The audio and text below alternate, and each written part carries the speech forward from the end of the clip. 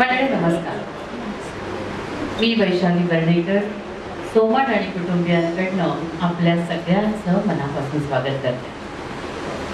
आजच्या आपण ज्या पुस्तक प्रकाशनाच्या कार्यक्रमाला भेटलोय त्याची मजा अशी वाटते की पुस्तक छापायला गेल्यापासून छापून येईपर्यंत जी काही उत्सुकता असते ती उत्सुकता पूर्ण शिगेला पोचते आणि मग त्याच्यातनं काहीतरी छान बाहेर येतं.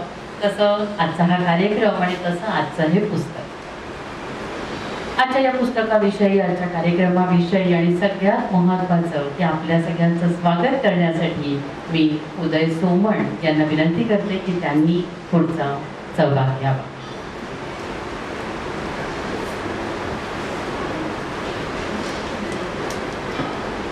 नमस्कार सगळ्यांचं. मृदुला सोमण, कवयित्री मृदुला सोमण आणि सौ वैशाली वर्णेकर प्रकाशिका असल्यामुळे त्यांचा याच्यामध्ये खूप महत्त्वाचा वाटा आहे. या दोघींतर्फे आपल्या सगळ्यांचं सहर्ष स्वागत. कार्यक्रम सुरू करायच्या आधी एक छोटीशी फिल्म आपल्याला दाखवायची आहे. ती बघून झाल्यानंतर आपण ॲक्च्युअल कार्यक्रमाला सुरुवात करू. कोकणातलं एकोशी घर. कोकणातलं एकोशी घर डोंगराच्या कुशीतलं, ताडामाडांच्या आंबे फणसांच्या गर्दीतलं कोकणातलं एकोशी घर. पुढे विस्तीर्ण शेतमळे, मधून जाणारी पायवाट. पुढे विस्तीर्ण शेतमळे, मधून जाणारी पायवाट. पर्ह्यातील पाण्याचा सोबतीला झुळझुळ नाद. ओटी पडवी माझघर, घर मोठं भलं थोरलं. ओटी पडवी माझघर, घर मोठं भलं थोरलं. पुढचं अंगण मागचं अंगण सारं लख्ख सारवलेलं. लेकी सुना मुलं नातवंड सुट्ट्यांमध्ये जमायची. लेकी सुना मुलं नातवंड सुट्ट्यांमध्ये जमायची. एरवी वर्षभर आजी एकटीच असायची. एरवी वर्षभर आजी एकटीच असायची. एकटं राहणं तिनं मनापासून स्वीकारलेलं. एकटं राहणं तिनं मनापासून स्वीकारलेलं. मुलाबाळांसाठी नातवंडांसाठी कष्टानं हिमतीनं सारं राखलेलं. वेळेचं महत्त्व स्वयंशिस्तीचं आचरण.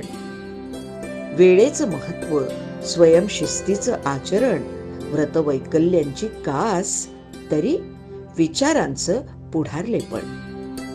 अनेक आठवणी राहतात डोळ्यांपुढे तरळत. अनेक आठवणी राहतात डोळ्यांपुढे तरळत. नकळत प्रत्येक आठवणी गणिक आजी जाते नव्यानं उमगत. नकळत प्रत्येक आठवणी गणिक आजी जाते नव्यानं उमगत. आता नवीन घर. आता नवीन घर. आधुनिकतेकडे झुकणारं, घेऊन नवं रूप नवा रंग. पण मनात अजूनही दरवळतो. पण मनात अजूनही दरवळतो तोच जुना गंध. आणि आणि हृदयात जपलेले तेच जुने बंध. गावाकडचे फोटो पाहिले की खुणावते माती लाल.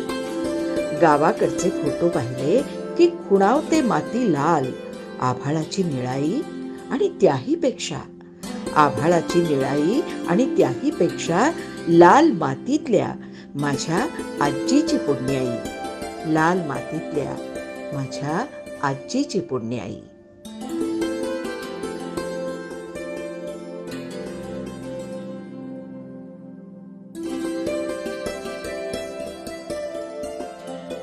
आपल्या सगळ्यांचं माहितीचे एक वक्ते आज आपण तिथे उपस्थित आहात त्याच्याबद्दल मनपूर्वक धन्यवाद आणि आपलं स्वागत.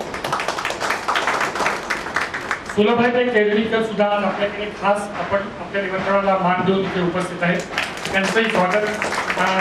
हिंदी सिने म्युझिकचं एक प्रचंड जे नॉलेज किंवा महासागर आहे त्याचा त्या एक स्वतः प्रत्यक्ष आज आपल्यासमोर तिथे आपल्याबरोबर उपस्थित आहेत. चंदेरी आठवणी म्हणून सकाळमध्ये त्यांनी लेखमालिका केलेली होती. त्याच्यातून त्यांचं एक पुस्तक निर्माण झालं.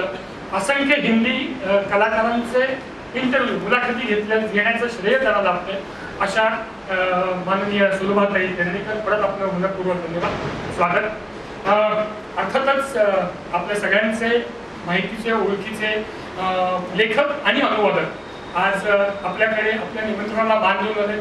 माननीय श्री रवींद्र गुर्जरजी यांचं देखील आपण सगळ्यांना स्वागत करूया. वैशालीताई, तुमचं स्वागत नक्कीच, कारण हा कार्यक्रम म्हणजे मृदुलाने लिहिलेल्या कवितांना पुस्तकाच्या रूपामध्ये त्याला बदल त्याच्यामध्ये रूपांतर करणं हे खूप मोठं काम असतं आणि ते तुम्ही केलं त्याच्याबद्दल मृदुलातर्फे आणि आमच्या सगळ्यांतर्फे तुमचं मनपूर्वक धन्यवाद आणि स्वागत. मला एक सांगा, कवी म्हणजे काय? म्हणजे एक साधी एक व्याख्या आपल्याकडे लिहून गेलेली आहे की असं म्हणतात की जे देखे रवी तो देखे कवी. म्हणजे तळपत्या सूर्याला सुद्धा जे दिसत नाही ते दिसतं ज्याला, तो कवी. चंद्राला चांदो मामा म्हणजे चंद्राला मामाची उपमा देणारे कवी. आपण कोणालाही कधीही चंद्राला मामा म्हणण्याची उपमा कधी त्याला द्यायची कोणालाही सुचलं नसतं, पण ते फक्त सुचतं कवी. आणि आज आपण ज्या कवयित्रीच्या कार्यक्रमासाठी तिच्या पुस्तक प्रदर्शनासाठी आणलं, तिचा म्हणजे तिची माहिती करून देणं किंवा तिच्याबद्दलची माहिती आपल्या समोर देण्यासाठी तिचा दीर स्वतः मी उदय सोमण आज तुमच्या समोर येऊन आहे. मृदुला सोमण कवयित्री 2012 पासून मृदुलाने काव्य लेखनाला सुरुवात केली. आज 2024 म्हणजे बरोबर एक कप मृदुलाने, ह्या एक कपामध्ये मला वाटतं जवळजवळ 150हून अधिक कविता मृदुलाने लिहिल्या आणि त्याच्यापैकी निवडक 89 कवितांचा कविता संग्रह आज आपल्या सगळ्यांच्या समोर प्रकाशित होतो. मॅथमॅटिक्स शिकवणारी ही कवयित्री, MSc मॅथमॅटिक्स झालेली आहे. पण मला एक गोष्ट म्हणजे नेहमीच मगाशी मी म्हटलं तसं की चंद्राला मामाची उपमा देणारे कवी, तसंच आकड्यांच्या गर्दीमध्ये कायमची हरवलेली ही मृदुला ज्यावेळी म्हणते ना की मला, कवयित्री जेव्हा म्हणते की मला वाटते हवे हवेसे एकांताचे काही क्षण, म्हणजे बघा शब्दांची कल्पना बघा, ती हीच मृदुला जी MSc मॅथमॅटिक्स शिकलेली आहे आणि हीच मृदुला जी पूर्णपणे अंकगणितामध्ये कायम गर्दीत हरवली असते. ती म्हणते, तिच्यातलं कवी म्हणतो की मला वाटते एकांताचे हवे हवेसे एकांताचे कधी कण, गर्दीपासून दूर दूर असे सुटे सुटे आणि आपुले आपण. म्हणजे गर्दीत आकड्यांची गर्दी तिला चालते, पण कधीतरी तो एक वेगळा आपलेपणा एकांतपणा हवा असतो. हा शब्दामधून आपल्याकडे व्यक्त करणारे जे कवीचं कौशल्य असतं ना, ते खरंच मृदुला तुझ्याकडे परत एकदा तुझ्या त्याच्याबद्दल धन्यवाद आणि आभार आणि अभिनंदन. मी कार्यक्रमाला सुरुवात करण्यासाठी आपण आपल्या प्रत्येकप्रमाणे दीप प्रज्वलनासाठी मी मान्यवरांना विनंती करतो की त्यांनी येथे येऊन दीप प्रज्वलन करावं. माननीय दिलीप महाजन सर, सुलभाताई, रवींद्र गुर्जर सर, आपण प्लीज मंचावरती या. वैशाली आपण आणि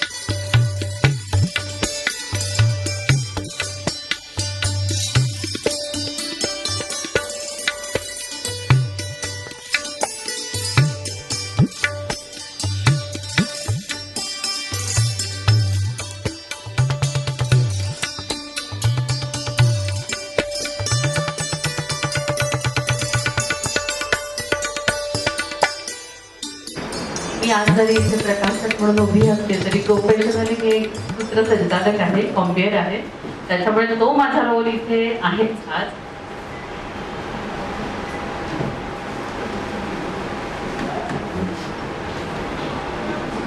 कार्यक्रमाला आपण आता खऱ्या अर्थाने सुरुवात करतोय आणि या सुरुवातीला आपण आधी सन्मान करणार आहोत. तर त्यासाठी मी आधी दिलीप महाजन सरांची ओळख आपल्याला करून देते. दिलीप नरहर महाजन, वास्तव्य डोंबिवली, मूळ धाराशिव अर्थात मराठवाडा, शिक्षण BSc DBM. परमपूज्य अनंतदास रामदासी धाराशिव हे आपल्या आईवडिलांचे सद्गुरू. त्यामुळे जन्मापासून समर्थ संप्रदायाशी आपण संबंधित असून रामदास स्वामी संस्थान, समर्थ सेवा मंडळ, सज्जनगड या संस्थांशी आपले अतिशय निकटचे संबंध आहेत. जन्मापासून RRS हे तर आपण पाहतच आलेला आहात. दिल्ली, कन्याकुमारी, अरुणाचल प्रदेश, कलकत्ता, मुंबई इथे कामानिमित्त बरेच वर्ष आपण वास्तव्य केलंय. साप्ताहिक विवेकचे संस्थापक आणि व्यवस्थापक म्हणून काम केल्यावर 1987 आपण मोरिया प्रकाशनाची स्थापना केली. सांगायला आवडेल की गेल्या 33 वर्षात 400हून अधिक पुस्तकं आपण प्रकाशित केली आहेत. मराठीमधल्या अग्रगण्य प्रकाशन संस्थेमध्ये आपल्या या मोरिया प्रकाशनाची गणना होते. मी उदय अभय सोमण यांना विनंती करते की आपण सन्मान करावा.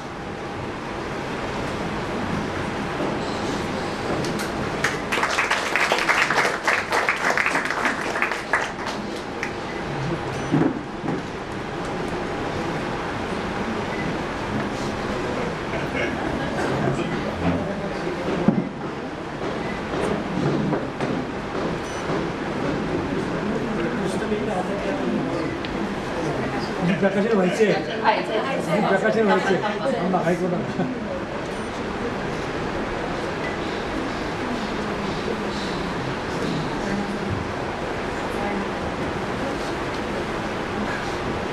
यानंतर मी आपल्या प्रमुख अतिथी सुलभाताई तेरणीकर यांच्याविषयी थोडंसं सांगणार आहे.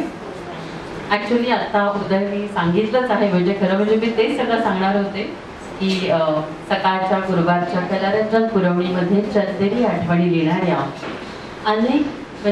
अनेक मुलाखती घेणाऱ्या, जेव्हा त्याची माहिती माझ्याकडे आली एक ऑफिशियल, तेव्हा 7-8 पानं होती आणि मला त्याच्यात एकही कलाकाराचा दिसला नाही की ज्याचं त्याच्यात नाव नाहीये. इतक्या लोकांच्या त्यांनी मुलाखती घेतल्या, इतक्या लोकांमध्ये त्यांनी लिहिलेलं आहे आणि इतक्या लोकांकडनं त्यांना सन्मान सुद्धा मिळालेला आहे.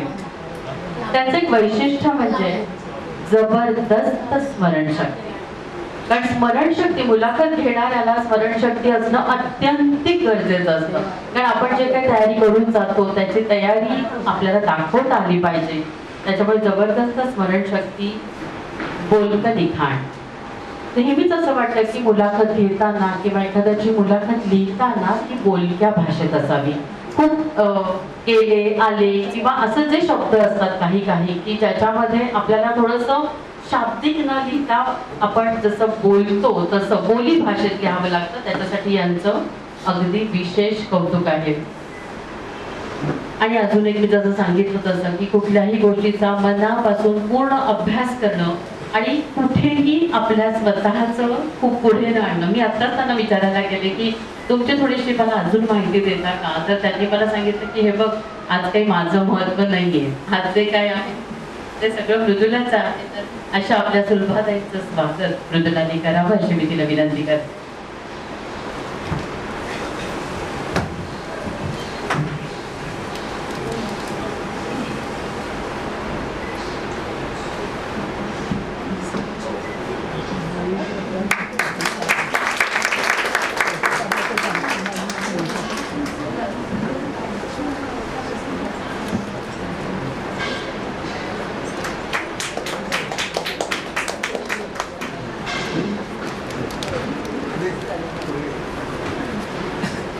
एखादी कवितेचं पुस्तक लिहिणं किंवा एखादी कविता लिहिणं आणि त्याच्यामध्ये पूर्णपणे गुंफून जाणं, हे मी जे पाहिलं ते मृदुलामध्ये.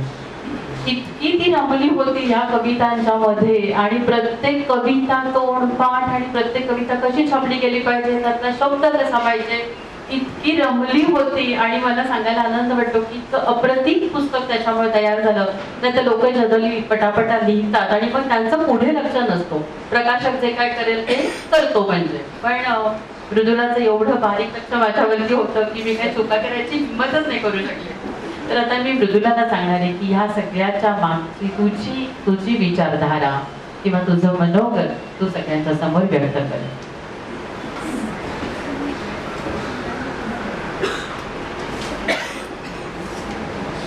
पाठ असल्या तरी ते थोडंसं बघूनच, कारण माझ्यासाठी लिहिणं सोपं पण बोलणं जरा अवघड असतं. तर अशी परिस्थिती असल्यामुळे थोडं समोर असलेलं बरं, अशा याने मी कागद समोर ठेवलाय. सगळ्यात महत्त्वाची गोष्ट मला सांगायची आहे की मला आज म्हणजे कविता संग्रह प्रकाशित होतोय, ह्यापेक्षा मला जो आज आनंद झाला आहे तो माझे अनेक शिक्षक आज इथे उपस्थित आहेत. तर त्याचा मला मनापासून समाधान आहे की म्हणजे आमच्या शाळेतल्या लट्टूबाई आणि महाजनबाई आज आहे. त्याच्यानंतर मला ज्यांनी 12वीपर्यंत मॅथमॅटिक्स शिकवलं ते आमचे साने काका इथे आहेत. मला MSc ला मॅथमॅटिक्स शिकवणारे युनिव्हर्सिटीतले प्रोफेसर साने इथे आहेत. गीतेचं मी गेल्या वर्षी शृंगेरीला गेले होते, तर गीतेचं आम्हाला जे ट्रेनिंग दिलं म्हणायचं, तर त्याची सगळी आमची तयारी करून घेणाऱ्या मंजुताई कानिटकर आणि वंदना कुलकर्णी अशा दोघी पण आज आपल्याकडे आलेल्या आहेत. आणि अजून मला काही होते अपेक्षित पण लक्षात येत नाही माझ्या. तर कुणाचं एखाद्याला श्रुतीताई आहेत आमच्या गाण्याच्या, त्याही आत्ता झालेल्या आहेत नुकत्याच, तर त्याही इथे आहेत. तर अशी वेगवेगळ्या क्षेत्रातले सगळे जे माझे गुरुजन आहेत ते आज इथे असल्याचा मला मनापासून आनंद आहे की मी त्यांना काहीतरी एक कारण देऊ शकले की ज्याने हे सगळे इथे मला एका ठिकाणी भेट. तर हा आज माझा पहिला कविता संग्रह आहे. डोंबिवलीत म्हणजे मी लहानाची मोठी झाले, तर डोंबिवली हे सांस्कृतिक कार्यक्रमांची रेलचेल असलेलं असं ठिकाण आहे.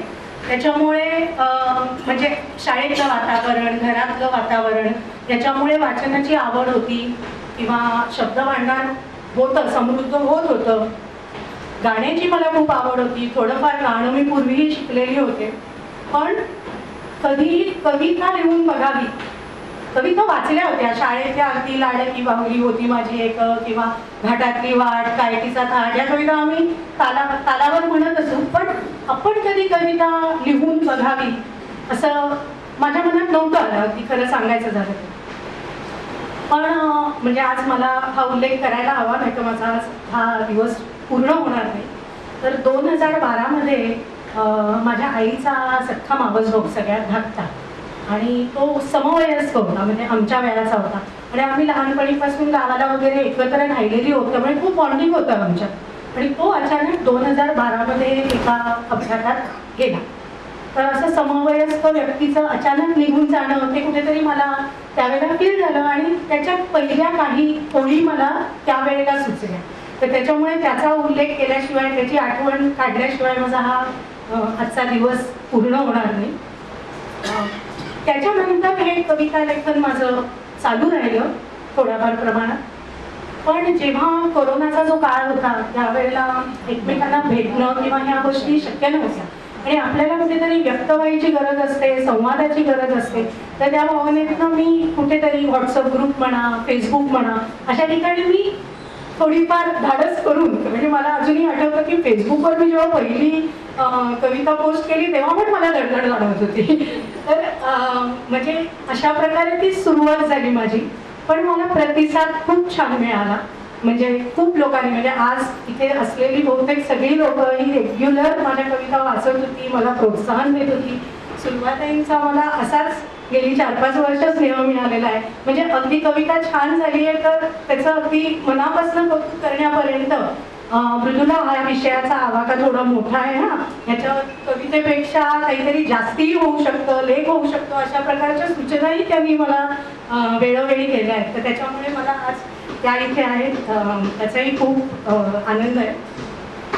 तर एकदा हा मार्ग कविता लेखनाचा चालू झाल्यानंतर मग थोडं मी त्याच्याकडे अजून डोळसपणे बघायला लागले. मग ह्याच काळामध्ये काही ऑनलाईन कार्यशाळा झाल्या, ज्याच्यामध्ये विश्व मराठी परिषदेची एक कार्यशाळा झाली. त्याच्यानंतर वैभव जोशींची एक मीटरवर लिहिण्याची एक कार्यशाळा होती. तर अशा कार्यशाळांमधून भाग घेत राहिल्याने थोडा माझा हा अभ्यास चालू राहिला. वाचून बघण्याची पण म्हणजे जाणीवपूर्वक कविता वाचन हेही माझं चालू राहिलं. अजून मी म्हणणार आहे की मी खूप काही वाचलंय, पण हा अभ्यास आहे हे मला माहिती आहे आणि हे माझं ह्याच्या पुढे कायम चालू राहील. तर मी मगाशी म्हटलं तसं की जेव्हा अनेक दिशांनी जीवन आपल्या समोर येतं तेव्हा आपल्याला ते कुठेतरी व्यक्त होण्याची गरज पडते. जीवन एका रेषेत नसतं, पण ही कलेची जी सोबत असते ती आपल्याला सगळ्या परिस्थितीतनं ही गोष्ट आपल्याला सांभाळते. तर त्यामुळे व्यवसायाने जरी मी गणिताची प्रोफेसर होते किंवा आहे अजून, म्हणजे गेली 27-28 वर्ष मी मॅथमॅटिक्स शिकवते, पण जरी असले तरी सुद्धा मला ही कवितेची जी सोबत आहे ती मला आपलीशी वाटली. आणि माझा अगदी प्रामाणिकपणे सांगायचं झालं तर वेळ चांगला जातो आणि कविता आपल्याला आपल्याकडे बघायला शिकवते एका नजरेने. तर तोही एक ह्या लिखाणाचा फायदा आहे. तर त्यामुळे मी मॅथ्स हा माझा विषय असल्यामुळे PhD व्हावं, डॉक्टर पाठी लागावं वगैरे अशी स्वप्न मी नक्कीच बघितली होती, पण माझा कविता संग्रह यावा असं स्वप्न खरं म्हणजे मी बघितलेलं नव्हतं. तर आजच्या या दिवशी माझं हे न पाहिलेलं स्वप्न अशा प्रकारे पूर्ण होतंय. तर त्याचं सुद्धा एक वेगळं समाधान मला आहे. तर काही जणांचा मला आता आज उल्लेख करायचा आहे. तर 2 महत्त्वाच्या व्यक्ती म्हणजे अगदी पहिली कविता मी लिहिल्यानंतर वाचून दाखवण्यापासून ते आज हा संग्रह आकाराला येईपर्यंत माझे मिस्टर अभय सोमण आणि माझा भाऊ मनीष वेदरकर हे दोघं पूर्ण माझ्या बरोबर होते. म्हणजे जिथे कमी तिथे मनी, जिथे कमी तिथे अभय, असं ते सगळं होतं म्हणजे हे काम सुद्धा जेव्हा चालू होतं तेव्हा. तर त्या दोघांचा हा महत्त्वाचा उल्लेख आहे. त्याच्यानंतर अक्षय वाटवे आज आपल्याकडे आलेले आहेत. तर मला खूप बरं वाटलं तुम्हाला बघून. तर मला जेव्हा पहिल्यांदा हा संग्रह करावा अशी मला जेव्हा वाटायला लागलं तेव्हा मी त्यांच्याशी कॉन्टॅक्ट केला. त्यांनी अभिवाचन कार्यशाळा एक घेतली होती, त्याच्यामध्ये मी सहभागी झाले होते. तर त्यांना मी विचारलं की मी माझ्या कविता तुम्हाला वाचायला देते आणि ते थोडे सध्याच्या पिढीचे आहेत, तर नवीन लोक आपल्या कवितेकडे कसे बघतात हे सुद्धा एक त्यांनी वाचल्यानंतर मला लक्षात आलं असतं. तर त्यांना मी म्हटलं तुम्ही वाचून बघाल का, आणि जर तुम्हाला असं वाटलं की याचा संग्रह होऊ शकतो तर मग मला त्याचं व्यवस्थित काम करायचं आहे, तर मला कोण मार्गदर्शन करेल, तुम्ही मला त्याचं सांगू शकाल का. तर त्यांनी स्वतः त्या कविता वाचल्या. त्या वाचल्यानंतर मला त्यांनी अनिल आटलेकरांचं नाव सुचवलं, जे सध्या गझल कविता म्हणजे वृत्तपत्र जास्त लिहितात, पण यातलं पूर्ण त्यांना म्हणजे खूप माहिती आहे, खूप नॉलेज आहे. आणि त्यांनी मला उत्तम प्रकारे म्हणजे अगदी कुठल्या कविता सिलेक्ट करायच्या इथपासनं ते अगदी प्रूफ रिडिंगपर्यंत सगळ्या गोष्टीत त्यांनी मला मार्गदर्शन केलेलं आहे. तर ह्या दोघांचा हा आवर्जून उल्लेख. तिसरा उल्लेख मला करायचा आहे म्हणजे आमचा एक विवेक पाध्ये म्हणून माझे मामेभाऊ आहे. तर आमचा एक वसंत बहार म्हणून ग्रुप आहे, त्यातलेही काही कलाप्रेमी आणि कलेच्या क्षेत्रातली म्हणजे मृणालताई वगैरे अशा आज आलेले आहेत इथे. तर म्हणजे ह्या ग्रुपमध्ये माझी अजून कौस्तुभ आजगावकर यांच्याशी ओळख झाली. तर डोंबिवलीचे भावगीत गायक वसंत आजगावकर आणि संगीतकार, तर त्यांचे हे चिरंजीव आणि त्यांचं काव्यप्रेम आम्हाला त्या व्हॉट्सअप ग्रुपवर असल्यामुळे माहिती होतं. अनेक उत्तमोत्तम कवितांची त्यांनी केलेली रसग्रहणं आम्ही वाचली होती. आता अशा वेळेला खरं म्हणजे आपल्या कविता त्यांच्या पुढे अशा प्रकारे ठेवायच्या म्हणजे धाडसाचं काम होतं. पण मला असं कुठेतरी वाटलं की जे काय व्हावं ते नुसतं कौतुक किंवा अशा प्रकारे न होतं ते खरं खरं व्हावं. तर त्यांच्याकडे नेहमी त्यांच्याही डोळ्याखाली या कविता जाव्यात म्हणून मी त्यांना विचारलं आणि त्यांनी खूप आनंदाने मला त्याची प्रस्तावना लिहून दिली. आणि इनफॅक्ट ती वाचल्यानंतर मला असं कुठेतरी एक थोडा आत्मविश्वास आला की म्हणजे आधी अक्षय वाटवे किंवा आटलेकर सर यांनीही मला सांगितलं होतं, पण त्यांनी ही प्रस्तावना अशी शाब्दिक स्वरूपात लिहिलेली होती. तर मला असा आत्मविश्वास आला की येस आपण हे करू शकतो आणि हे झालं तर आवडेल. तर त्या ह्याने मी हे पाऊल उचललेलं आहे. आणि सगळ्यात महत्त्वाची म्हणजे गोष्ट म्हणजे मी म्हटलं तसं की इथे असणारी सगळी उपस्थित लोक म्हणजे माझ्या घरची लोक, माझे आई वडील, सासू सासरे, म्हणजे सगळे नातेवाईक, मित्रमंडळी, या सगळ्यांनी मला वेळोवेळी खूप प्रोत्साहन दिलेलं आहे. तर मी नुसतं आभार किंवा थँक्यू असं त्यांना म्हणणार नाही, पण मला याची म्हणजे नक्की मी हे सांगते की पहिली कविता लिहिण्यापासून आजचा हा दिवस दिसेपर्यंत त्यांचं जे काही याच्यामध्ये जो सहभाग आहे तो माझ्या दृष्टीने खूप मोलाचा आहे. आणि म्हणजे ज्या परमेश्वराने मला पहिल्यांदा लिहायची प्रेरणा दिली किंवा त्या प्रेरणेने मी आजपर्यंत लिहित आले, तर त्याने मला ह्याच्या पुढेही जबाबदारीने आणि चांगलं लिहिण्याची प्रेरणा द्यावी अशी मी देवाजवळ प्रार्थना करते आणि थांबते. फक्त मला एक 2-3 जणांचा मी जसं उल्लेख केला, म्हणजे अक्षय वाटवे मला आता इथे दिसत आहेत आणि श्रुतीताई दिसत आहेत, तर त्यांनी येऊन एक टोकन म्हणून आमच्याकडे एक छोटीसं हे स्वीकारावं. तर अक्षय वाटवे, मी महाजन सरांना विनंती करते. अक्षय वाटवेंना तुम्ही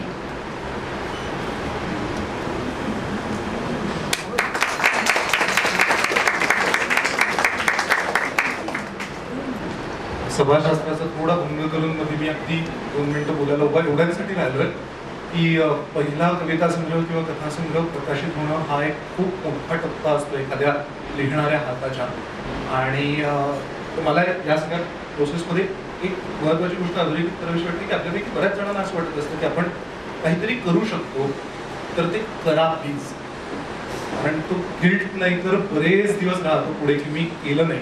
आणि मृदुलाताईंबरोबर वेळोवेळी बोलत असताना मला एक जाणीव ही झाली की आपण कुठेतरी सतत आपण जे लिहिलेलं असतं ते कशाशी तरी कम्पेअर करायचा प्रयत्न करतो. सुरुवाती इथे आहे त्याआधीच रिलेट करू शकतो. तर हे न करता प्लीज तुम्ही जे काही तुम्हाला वाटते ते पहिलं प्रकाशित करा, पहिलं रिलीज करा आणि मग त्याच्यावरती प्रतिक्रिया येऊ देत, मग त्याच्यावरती चर्चा करू देत आणि त्यातून अधिक लिखाण समृद्ध आणि संपृक्त होत जाईल. तर त्या दृष्टीने मला तुमच्या कवितेच्यावरून वाचलं होतं तेव्हा मला अर्थातच त्या कविता म्हणून उत्तम आहेत, प्रश्नच नाही.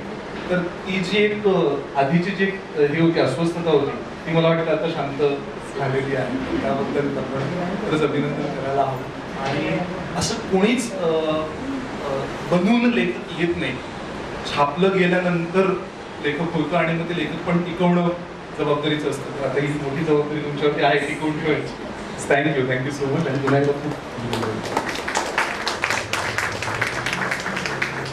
तर श्रुतीताई, जेव्हापासून मी श्रुतीताई या पुण्यात गेली 30 वर्ष श्रुतीताई आणि कुमार सर हे त्यांच्या गायनाने सगळ्यांना आनंद देत आहेत. मी त्यांच्याकडे गाणं मी काही मोठ्याने सांगणार नाही कारण माझं शिकवल्यामुळे माझं गाणं अगदी आता म्हणजे कमी राहिलेलं आहे. पण त्यांच्याकडे मी जाते, त्या खूप सुंदर शिकवतात आणि जेव्हा मी त्यांना या कार्यक्रमाबद्दल सांगितलं तर तेव्हापासून तेव्हाच त्यांनी मला सांगितलं होतं की हो मी नक्की येईन आणि मी 1-2 ह्यांना तुमच्या चालिकातून मी सादर करीन. पूर्वी एक त्यांनी कृष्णावर मी लिहिलेली कविता होती तीही त्यांनी व्हिडिओ आम्ही त्याचा केलेला होता. तर आजचा दिवस म्हणजे ही एक संधी आहे तुम्हाला थँक्यू म्हणण्याची, तर म्हणून तुम्हालाही सुरुवात आहे.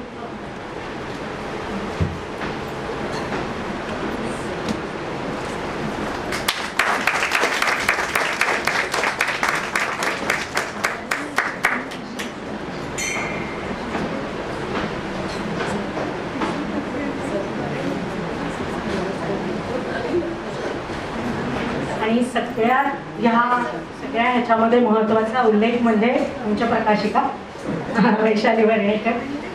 ॲक्च्युली असं झालं की मी हे सगळं एकदा साधारण आशय संपादन किंवा हे मी आटलेकर सरांकडनं करून घेतल्यानंतर थोडं माझा लेख आत्ता इथे आलेला आहे, तो मुंबईत सध्या कामासाठी आहे आणि तो एक 9-10 जूनपर्यंत तो साधारण असणार आहे पुण्यात. त्यात सुद्धा एक नंतर जरा कमी आहे शक्यता. तर माझी अशी इच्छा होती की तो पुण्यात आहे तोपर्यंत हा कार्यक्रम करावा.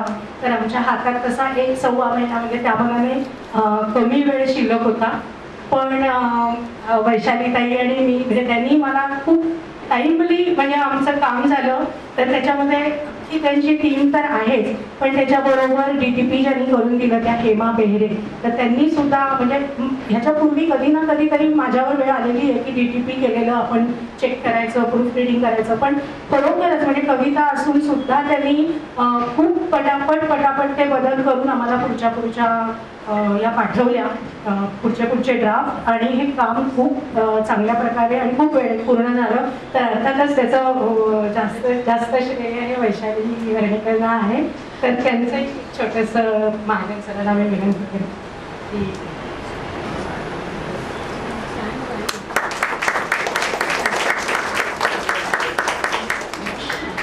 आणि सगळे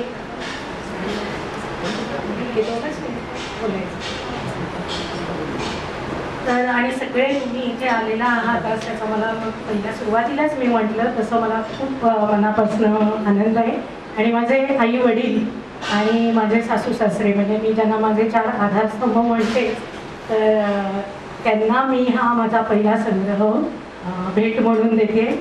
माझी मावशी आजी सुद्धा आहे आमच्या घरातली सिनियर मोस्ट, ती पण आज इथे कौतुकाने आलेली आहे, तर तिला सुद्धा नमस्कार. तर थोडं बोलून मी थांबते म्हणजे आपण पुढचा कार्यक्रम चालू.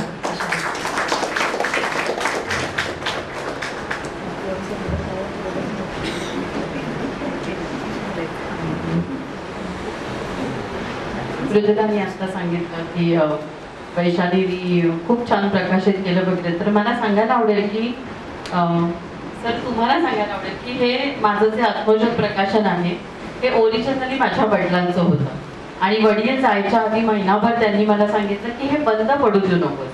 तर ॲक्च्युली माझा व्यवसाय खूप वेगळा आहे, पण तरीही मी हे प्रकाशन चालू ठेवलंय. आत्तापर्यंत 29 पुस्तकं मी छापली, आणि सांगायला आवडेल की आजचं हे 30वं पुस्तक आहे. हे सगळं सांगायचं एक कारण असं की मी हा व्यवसाय म्हणून बघत नसल्यामुळे मी फार चूजी आहे. जे मला आवडेल, जे पहिल्यांदा मला मनाला भावेल तेच मी छापायचा प्रयत्न करते. त्याच्यामुळे जेव्हा मृदुलाने माझ्याकडे तिचा कविता संग्रह दिला आणि अक्षरशः मी तो एका रात्रीमध्ये वाचून काढला, कारण त्यातला जो विषय आहे तो मी सांगितलं पुस्तक प्रकाशनाच्या नंतर तो इतका छान आहे की मला असं एकानंतर एक कविता आणि मी प्रत्येक गोष्ट ती रिलेट करत गेले. सो ते एक खूप छान झालं की मला हे पुस्तक प्रकाशित करायला मिळालं. आणि दुसरं अजून एक महत्त्वाची गोष्ट म्हणजे मी आता इथल्या ऑडियन्समधल्या 3 लोकांना घाबरते. त्यांना घाबरल्यामुळे मी फार व्यवस्थित काम केलंय. ते म्हणजे एक म्हणजे आहे आमचा मनीष, म्हणजे मृदुलाचा भाऊ, तो माझा खूप चांगला मित्र आहे. म्हटलं आपण काय वाईट केलं की हा शिव्या घालणार, म्हणून नीट करायलाच पाहिजे. दुसरं म्हणजे त्याचा मुलगा मल्हार, तो आणि माझ्या डोक्यावरती की आता तू असं कसं केलंस म्हणून तो एक. आणि तिसरं म्हणजे त्याचे बाबा. म्हटलं आई काय बोलणार नाही, समजा काही चूक झाली तर मृदुला पण काय बोलणार नाही, पण बाबा मनीष आणि मल्हार नक्की माझे काढणार. त्यामुळे मी फार बारकाईने लक्ष घालून हे पुस्तक केलं. आणि याच्यात मला एक मृदुलाला थँक्यू म्हणायचं आहे की सर मी कधीही आत्तापर्यंत जी 29 पुस्तकं छापली कशालाच ISBN नंबर घेतला नाही, कारण मला कधी वाटतच नाही की आपण घ्यावं, कारण मी अगदी प्रॉपर त्या बिझनेसमध्ये नसल्यामुळे. पण ही मागे लागली की मला ISBN नंबर घ्यायचा आहे. मग मी जरा विचार करायला लागले, म्हटलं आता आपल्याला असं छापायचं असेल हिचं चांगलं पुस्तक तर ISBN नंबर घ्यायला पाहिजे. म्हणून मी एकांना फोन केला. त्यांनी मला सांगितलं, मला तोपर्यंत काही माहिती नव्हतं की एका ISBN नंबरमध्ये 10 पुस्तकं मिळतात किंवा काय असं.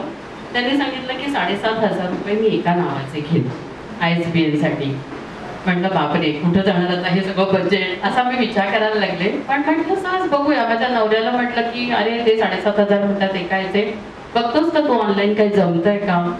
तर तो म्हटलं बघतो. आणि दीपक शिकारपूर तुम्ही कदाचित नाव ऐकलं असेल, तो माझा खूप चांगला मित्र आहे. त्याला मी फोन केला तर तो म्हटला वैशाली ऑनलाईन छान करता येतं.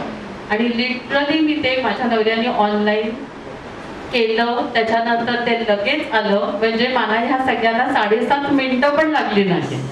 त्याच्यामुळे ते मी मृदुलाला खूप धन्यवाद देते की तिने हट्ट केला होता की मला ISBN नंबर हवाच आहे. आणि त्याच्यामुळे आमचा तो ISBN नंबर याला आला. आणि आता होपफुली माझ्या सगळ्या पुस्तकांना असेल पुढच्या. तर एनिवे की अशा रीतीने 28 मार्चला सुरुवात केलेलं पुस्तक आज आम्ही 25 तारखेला आज आपल्या समोर आणतो आहोत. आणि तुम्हाला सगळ्यांना खूप पुस्तक आवडेल आणि त्यातली प्रत्येक कविता अगदी शब्द वाचावी अशी आहे. तर मी मृदुलाला पुन्हा एकदा कॉंग्रॅच्युलेशन्स म्हणून थांबते. धन्यवाद. यातलीच एक कविता पुस्तक प्रकाशनाच्या आधी मी मनीषला सांगणार आहे, आपल्याला तो उक्ती वाचून दाखवेल. ही माझी स्वतःची पर्सनल, म्हणजे आई जसं मगाशी म्हणाली की प्रत्येक कवितेचा जनरली पहिला वाचक ताईच्या सगळ्या कवितांचा मीच आहे. म्हणजे कविता लिहिल्या ती माझ्याकडे पाठवली जायची आणि मी ती वाचायचो. मग त्याच्यात आम्ही काही चर्चा पण व्हायच्या कित्येकदा.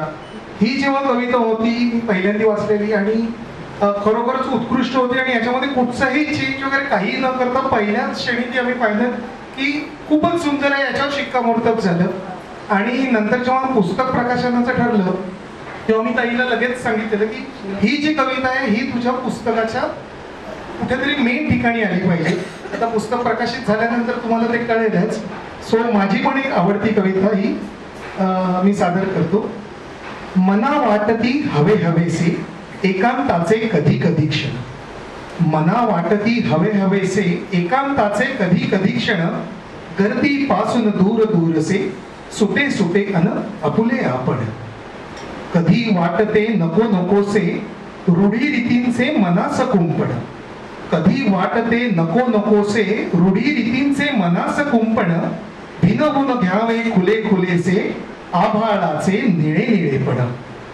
कधी भासता सुने सुनेसे कधी भासता सुने सुनेसे मूक सहावे उदासलेपण. दाटून येता कधी कधीचे रिते करावे डबडबले मद. उधळून द्यावे किती कितीसे उधळून द्यावे किती कितीसे आठवणींचे खरे खुरे धन. उधळत जावे पुन्हा पुन्हा ते गतकालातील जुने जुने क्षण. जपता यावे जरा जरासे मजला उरले जे माझेपण. मला वाटती हवे हवेसे एकांताचे कधी कधी क्षण. एकांताचे कधी कधी क्षण.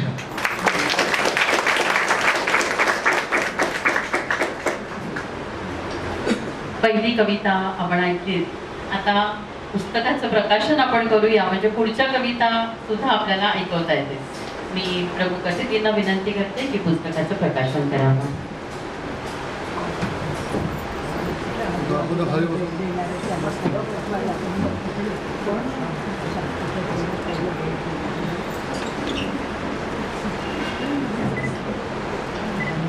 थोडंच मागे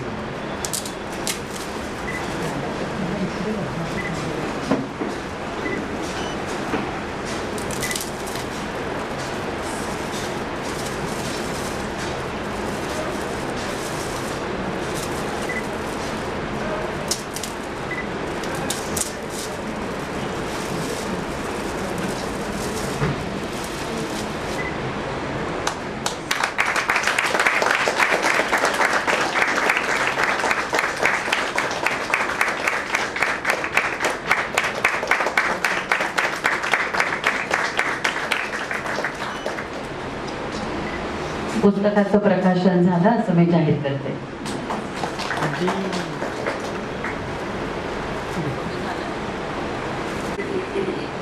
मगाशी मनीषने जी कविता वाचली त्या कवितेमध्ये उल्लेख होता एकाकीपणाचा, स्वतःचा. पण कवयित्री किंवा कवी किती वेगवेगळ्या विषयांना हात घालतात आणि मग त्याच्यातून ह्या 89 वेगवेगळ्या कवितांचा संग्रह प्रकाशित होतो. आता जी मी कविता वाचणार आहे ती मला खात्री आहे तिथल्या प्रत्येकाला ह्या कवितेचा विषय माहिती आहे. तिथल्या प्रत्येकाने हा अनुभव घेतलाय आणि काही जण हा अनुभव पुढच्या काही काळामध्ये घेणार आहे. मी स्वतः हा अनुभव आज घेतोय. त्यामुळे ही कविता वाचतोय. एवढी पिल्लं आमची कधी मोठी झाली. एवढी पिल्लं आमची कधी मोठी झाली. बघता बघता डोळ्या देखत केवढी मोठी झाली.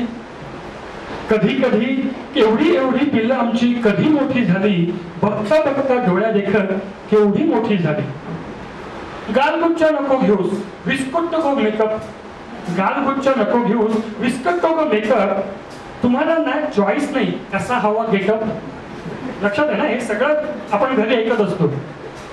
गालगुच्चा नको घेऊस विस्कुट गो मेकअप. तुम्हाला ना चॉईस नाही, कसा हवा गेटअप. गोड पापा घेऊ म्हटलं तर खुंट येतात आड. गोड पापा घेऊ म्हटलं तर खुंट येतात आड.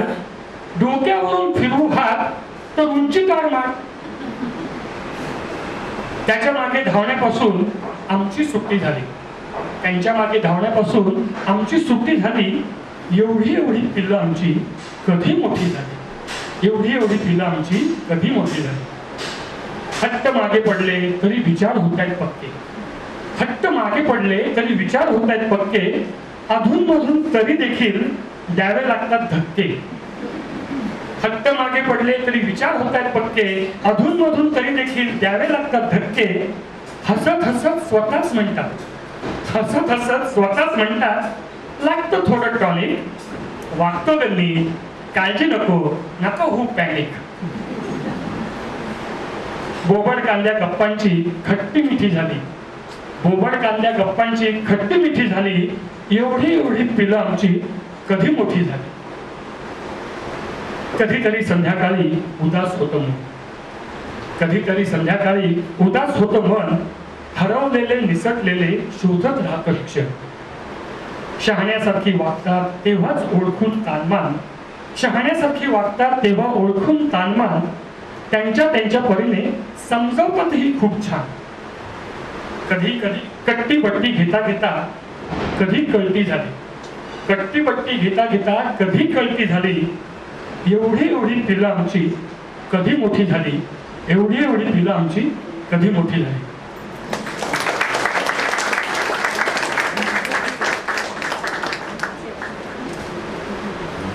आता याच्यानंतर कवयित्री मृदुला ती आपल्या समोर येणार आहे.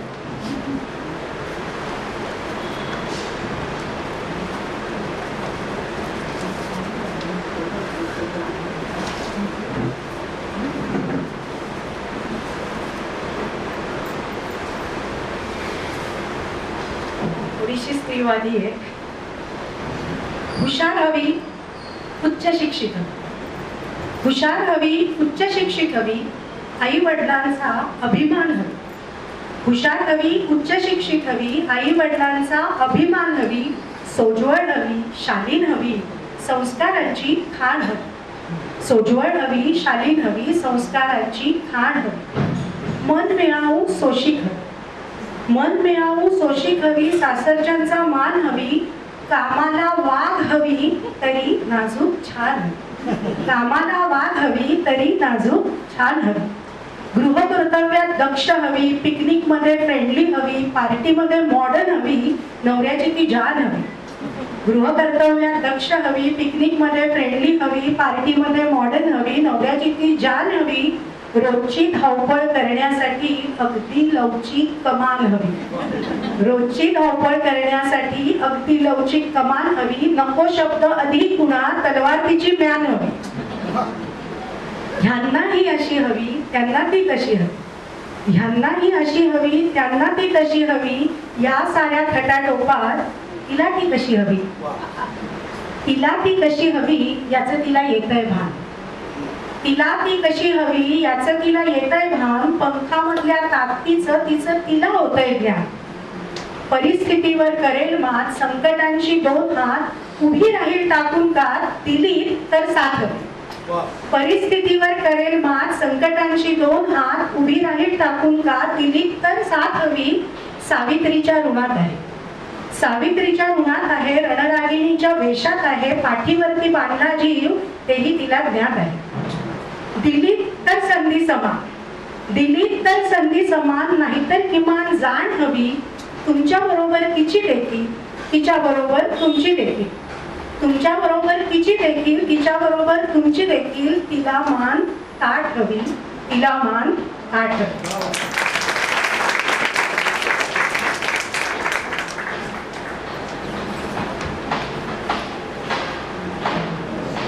तू समोर असलास की, तू समोर असलास की वाटतं भांडावंसं कचा कचा. तू समोर असलास की वाटतं भांडावंसं कचा कचा. आणि वाटतं काहीच कसा विचार नाही याला माझ्या भावनांचा.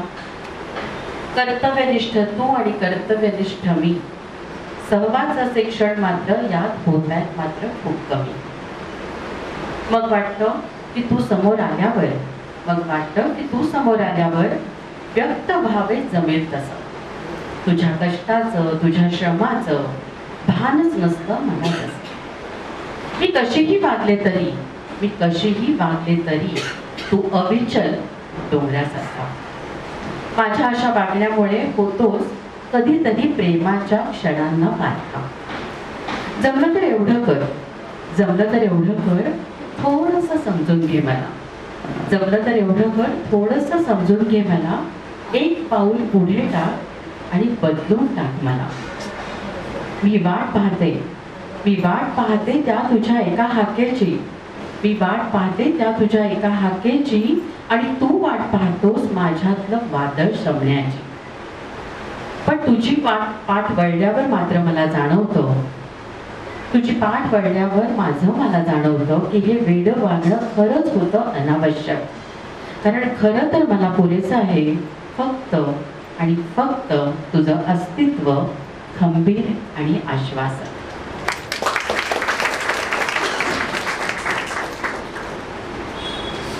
आता मी दिलीप सरांना विनंती करणार आहे की त्यांनी आपलं मनोगत व्यक्त करायचं. काही मध्ये कविता आणि मध्ये काही आपलं मनोगत असं आपण घेतोय. आपण सुलभातेने आधी करावं.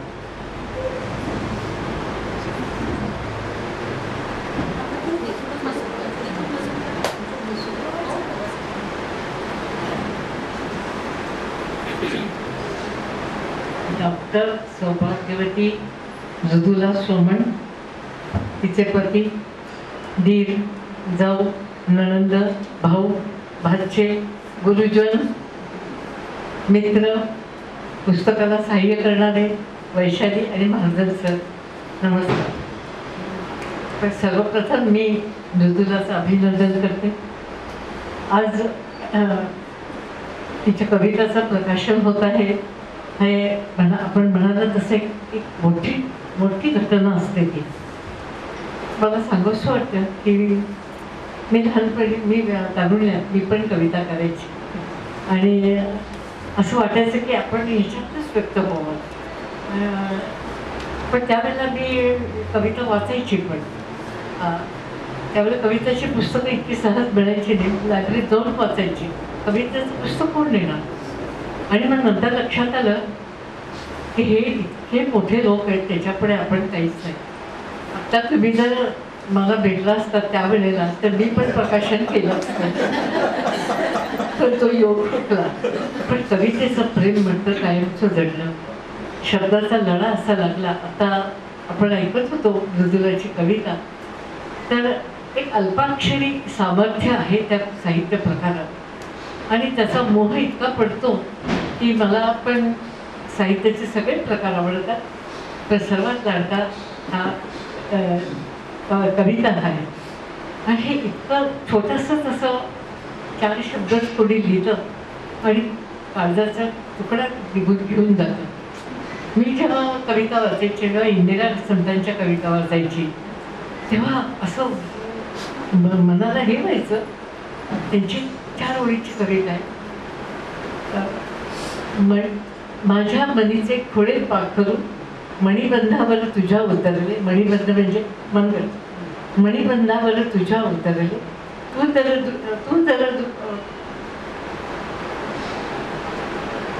तू तर असा दुष्ट नष्टसा घुंगूर त्याच्या पदी बांधले. तर ते मला इतकं मोह पडायचा. किंवा अंधारात तुम्ही जात कुणीतरी गात पुढे क्षितिजाला मातीमधला सुगंध इथवर पाऊस घेऊन आला. ही ग्रेसची कविता. हे सगळं आल्यानंतर मला माझ्या याच्यासाठी कवितेसाठी किती शब्दबळ कंबावं लागतं, किती हजारो कविता वाचाव्या लागतात. ते प्रासाचे पैंजण घालून कसं नाचायचं हे काही कळेना. आणि मग मी मात्र माझा मोर्चा साध्या गद्याकडे वळवला. आपल्याला मला वैशालीने सांगितलं की तुम्ही तुमच्या याच्यातला काहीतरी अनुभव सांगा. पण आज मी म्हणते की मृदुला हीच ह्याची आज या समारंभाची उत्सवमूर्ती आहे, राणी आहे. पण मी आपल्याला सांगू इच्छिते. परवा आम्ही साहिल लुधियानवींचा एखादी कार्यक्रम केला तेव्हा मला बोलायला सांगितलं होतं. तेव्हा मी म्हटलं की आपण जी सुंदर गाणी ऐकतो, जी सिनेमा संगीताचं स्वर्णयुग ज्यांनी केलेलं आहे, अशी जी हजारो गाणी आहेत, किंवा लता रफी अशा वगैरे वगैरे आपण म्हणतो, त्याचा मूलाधार आहे कवी आणि कवीची शक्ती. हे इतके मोठे आहेत की मला अशाच साहेब म्हणाले होते की अहो तुम्ही ट्यून कशाला लक्षात ठेवता, तुम्ही शब्दच ठेवता ना. ते शब्द हे असाधारण महत्त्वाचे आहेत. त्यात मजन सरांना त्यांनी प्रकाशन केलं होतं अरुण दात्यांच्या पुस्तकाचं. तर दाते साहेब सांगायचे की भावप्रधान काव्यामध्ये कवीला असाधारण महत्त्व आहे. त्याच्याशिवाय पुढे संगीत नाही, त्याच्याशिवाय पुढे गाणं नाही.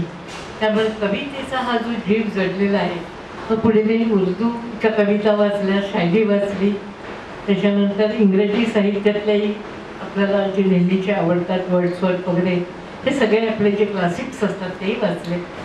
पण आज माय मराठीच्या कवितेचं मृदुलाने जे पहिलं पाऊल टाकलेलं आहे त्यासाठी एक तपाची आराधना केलेली आहे आणि तिची ती आराधना चालूच राहील. कारण एक एक शब्द प्रसन्न होण्यासाठी जी सरस्वती असते तिची आराधना करावी लागते आणि सरस्वती लवकर प्रसन्न होत नाही. पण तिच्यावरती आहे ती संस्कृत पंडित आहे, संस्कृत पाठांतर करणारी आहे. तिने भगवद्गीता ही तोंडपाठ आहे तिला, त्याचा आशीर्वाद तिला आहे. त्यामुळे तिला कधीही कमी पडणार नाही. तिच्या समोर शब्द हात जोडून उभे राहतील. माझा तिला आशीर्वाद आहे, शुभेच्छा आहे. धन्यवाद.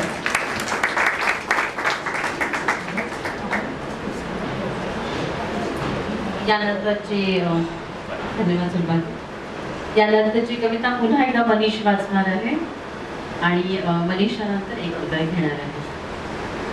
मनीष येईपर्यंत सांगते की जेव्हा मी हे पुस्तक वाचत होते तर त्यावेळेस मला लक्षात आलं की मन हा जो काही शब्द आहे ना त्याला काना नाही, मात्रा नाही, आकार नाही, उकार नाही, काहीही नाही.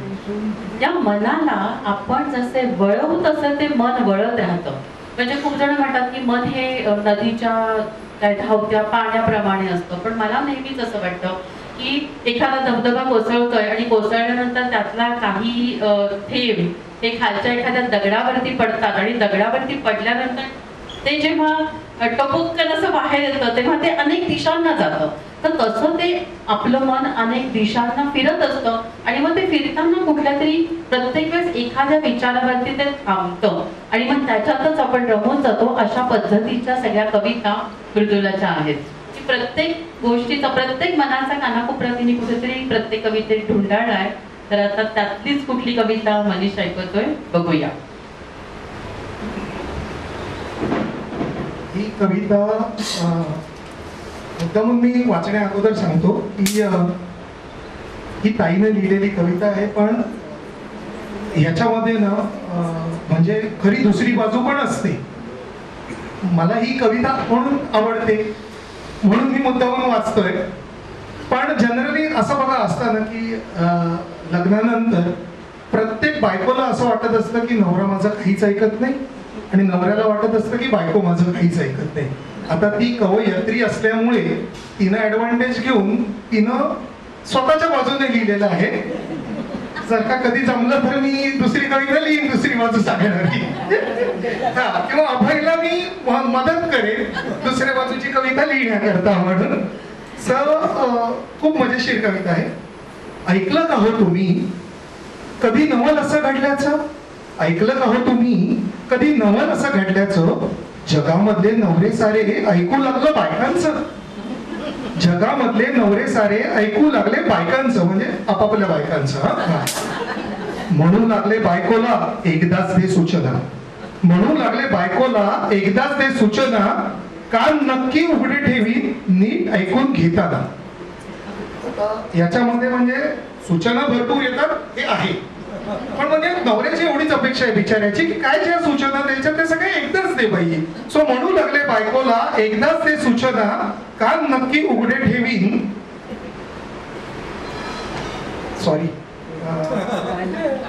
नाही, कान नक्की उघडे ठेवीन नीट ऐकून घेताना. आता हा तर बिचारा पुरुषांचा जेन्युइन प्रॉब्लेम आहे. घरामधल्या वस्तूंच्या लक्षात ठेवीन जागा, घरामधल्या वस्तूंच्या लक्षात ठेवीन जागा, ह्यापुढे कधीच तुझा नाही होणार त्रागा.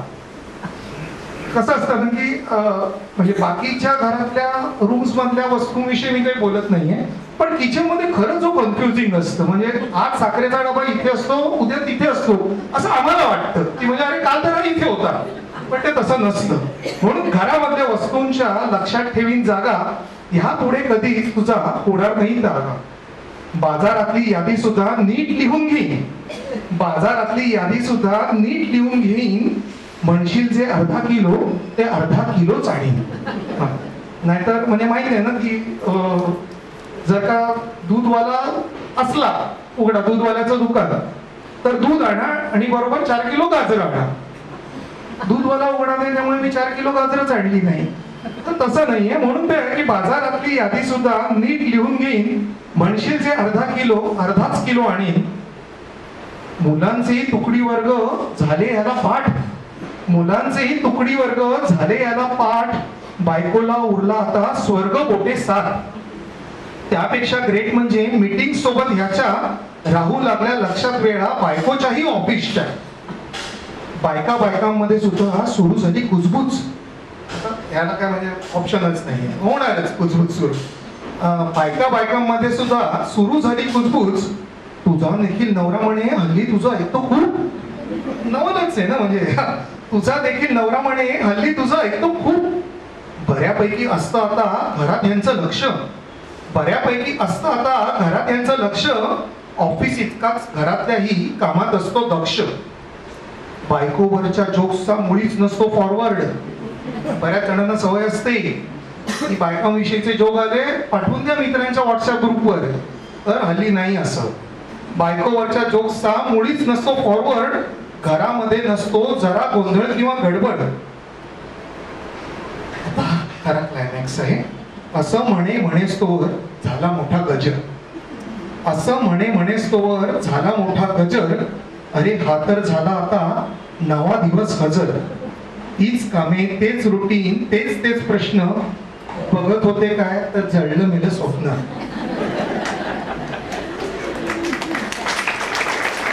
थँक्यू मनीष. मधुरा यातलं मधुरा मनीष टाटा करणारे सांग मला उद्यापासून. काय काय करतो, एवढी कविता वाचून दाखवली आहे.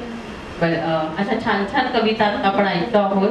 मला सांगायला आवडेल की आज हे कवितांचं पुस्तक इथे विक्रीसाठी पण उपलब्ध आहे. किंमत आहे ₹150. पुढची कविता ऐकण्यासाठी मी उदयला बोलवते.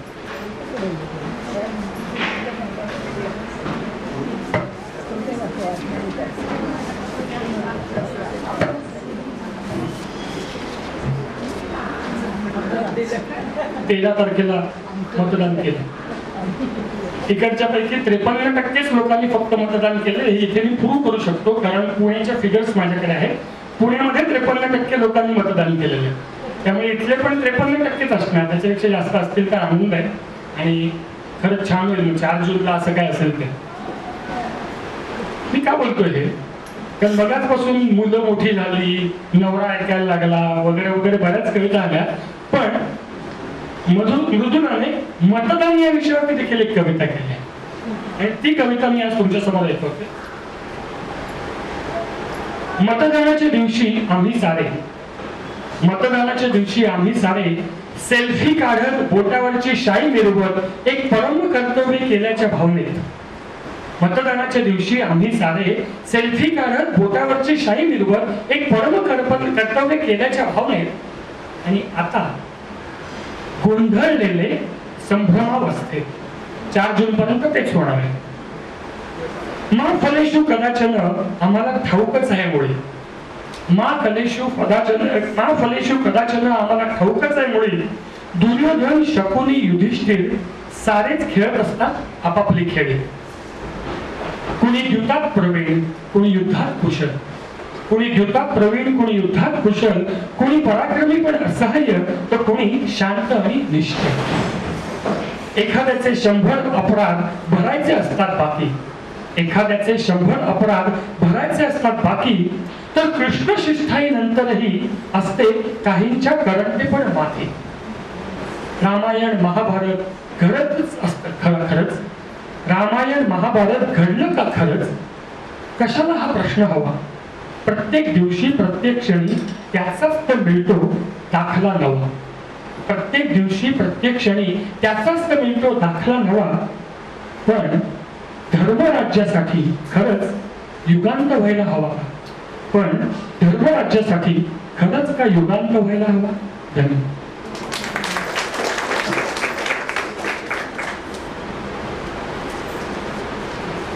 तर सुंदर सुंदर कविता आपण ऐकतोय. त्याच्यानंतर मी आपल्याला विनंती करीन की आपण सगळ्यांना मार्गदर्शन करावं, पण तत्पूर्वी मृदुलाला काहीतरी बोलायचं. ॲक्च्युली मी आणि मनीष आमचं एका दिवशीच आमचं एकमत झालं. मी मनीषला विचारलं की आपण महाजन सरांना बोलवूया का, कारण रामराम मंडळीने सुरू होणाऱ्या त्यांच्या पोस्ट आम्ही फेसबुकवर बघत असतो. तर त्यांची माहिती त्या पोस्टमुळे पण आम्हाला माहिती होतं. पण कोरोनाच्या काळामध्ये सार्थ मनाचे श्लोक पूर्ण 205 श्लोक जे बापू केळकर यांनी त्याचं निरूपण केलेलं आहे, तर ते माझ्याकडे होतं पुस्तक. पण त्यावेळेला थोडा वेळ मोकळा होता आणि त्यावेळेला असं झालं की TV वर वगैरे सगळीकडे फक्त कोरोनाच्या बातम्या, आजूबाजूला तेच वातावरण. त्यामुळे ती एक भयावह परिस्थिती त्यावेळेला निर्माण झालेली होती. आणि त्यावेळेला म्हणजे माझ्या घरात पुस्तक होतं, पण तो दिवस यायचा होता ते वाचायला. तर त्यावेळेला मी 8 दिवसात ते पुस्तक वाचून काढलं. माझा खूप अभ्यास नाही किंवा हे नाही, पण ते पुस्तक वाचून काढल्यावर 8 दिवसांमध्ये जे विचारांमध्ये जे ट्रान्सफॉर्मेशन झालं आणि त्या परिस्थितीला फेस करण्याची किंवा ते सगळं चालू आहे, पण आपण कुठेतरी आपलं मन शांत करण्याची जी काही गरज होती ती त्या पुस्तकाने पूर्ण भागवली असं म्हणेन मी. आणि ही ताकद माझ्या त्या दिवशी लक्षात आली या पुस्तकाची. इनफॅक्ट मला वाटतं मी 2-4 जणांना मी ते मुद्दामून मागवून दिलं पण होतं. तर आपले आज दिलीप महाजन सर हे जन्मापासूनच समर्थ संप्रदायातले आहेत, तर त्याच्यामुळे त्यांचे विचार ऐकावे ही आमची इच्छा होती आणि त्या भावनेतून मी त्यांना बोलवलेलं आहे. तर त्यांनी आम्हाला मार्गदर्शन करावं अशी विनंती.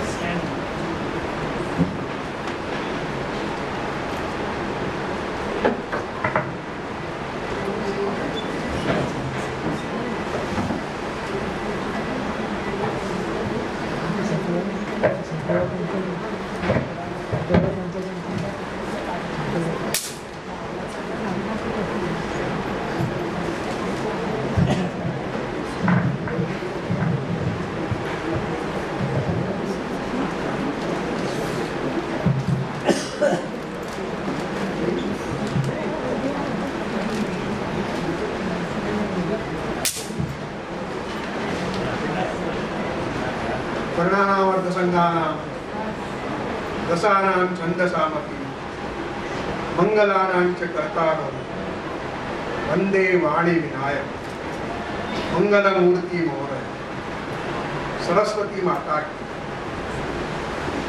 तुमच्यावर उपस्थित आदरणीय सुलभाताई, उत्सवमूर्ती मृदुला सोमण, वाशिका वैशाली वर्णकर, या सभागृहात उपस्थितीत सर्व मृदुलांचे नातेवाईक, जे सांगितलं भाऊ बहिणी सगळे कोणी, मुख्य म्हणजे पती, सासू सासरे, आई वडील, बहीण, एवढंच नाही तर त्या बहिणीचा कुत्रा पण आहे आला तरी त्यालाही वाटलं आपण घरी राहायला नको आहे, पण ऐकायला पाहिजे. आणि उपस्थितांमध्ये रवींद्र गुर्जर आहेत आणि मुख्य म्हणजे मृदुला सोमणांचे सगळे गुरुजन आहेत. हा सगळ्यांना माझा मनपूर्वक नमस्कार. सर्वप्रथम प्रकाशन समारंभाच्या औपचारिकता म्हणून समारंभाची एक मागोवा कविता संग्रह मृदुला सोमणांचा प्रकाशित झालेला आहे. आज समिती आहे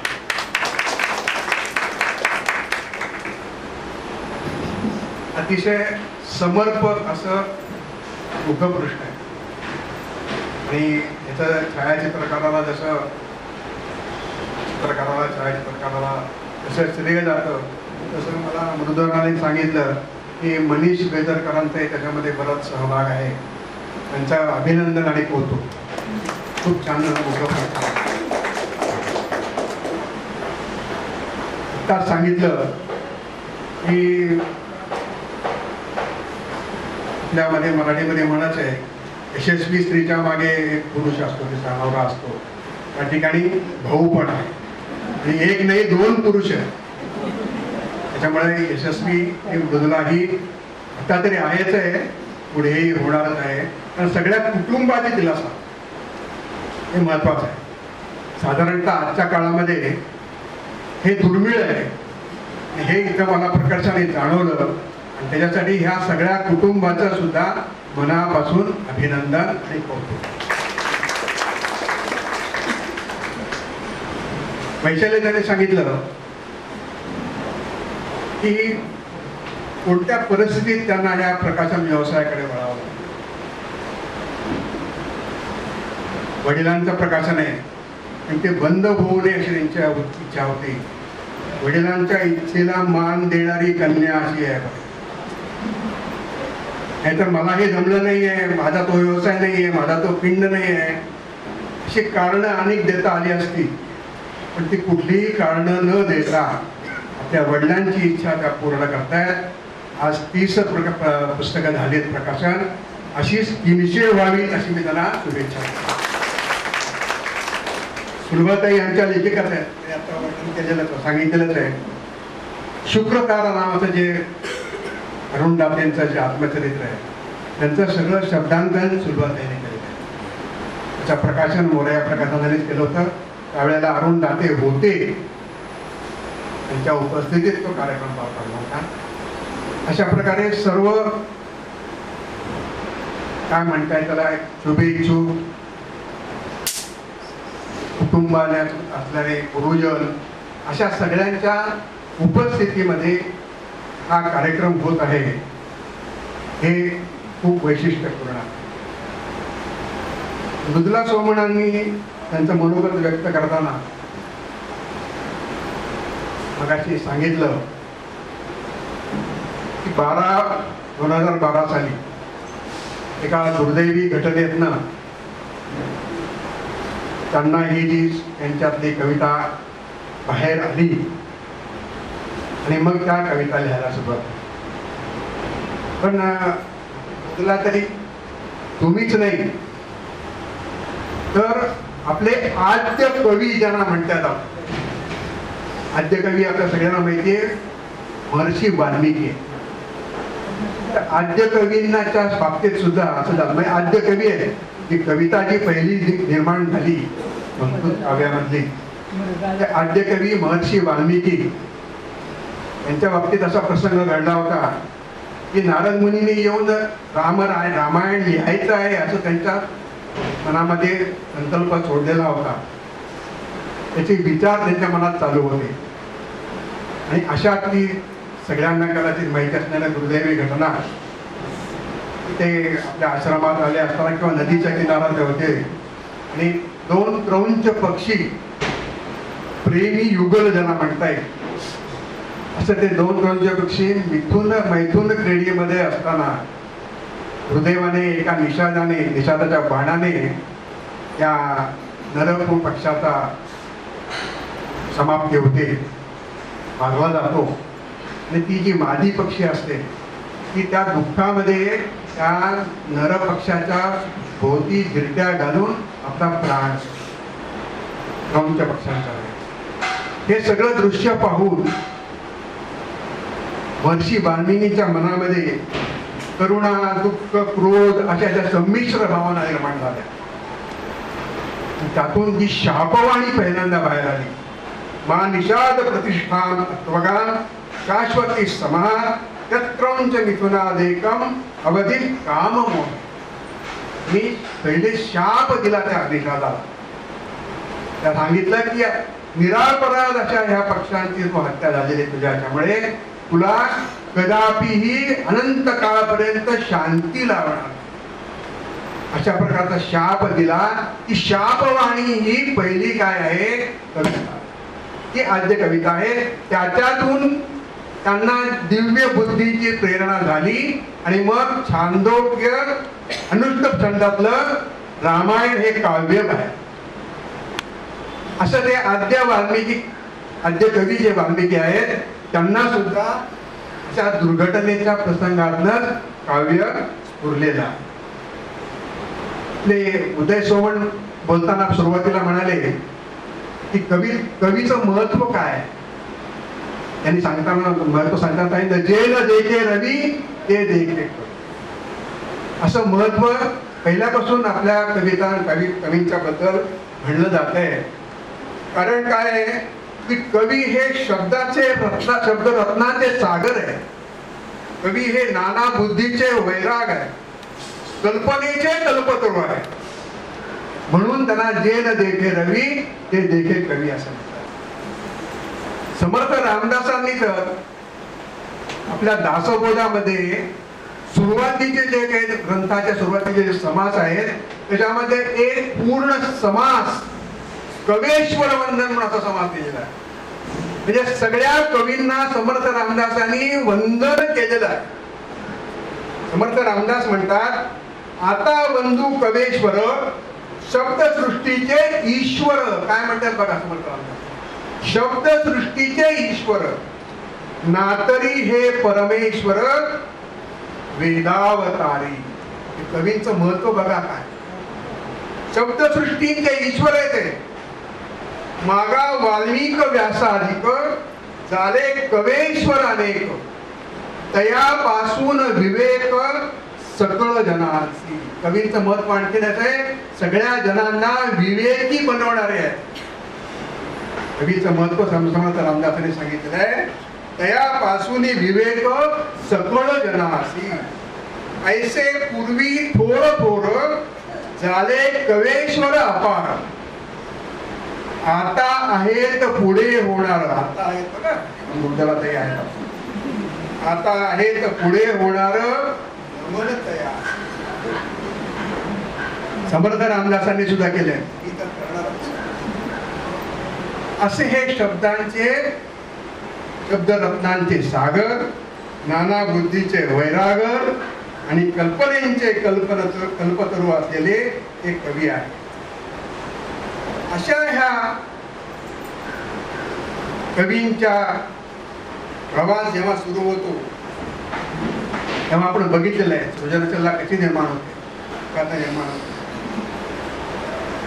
कवी जेव्हा अंतर्मुख होतो ना, अंतर्मुखता ही कवीची एक फार महत्वाची गोष्ट. कवी जेव्हा अंतर्मुख होतो तेव्हा मागोव्याला सुरुवात होते आणि तोच हा मागोवा आहे.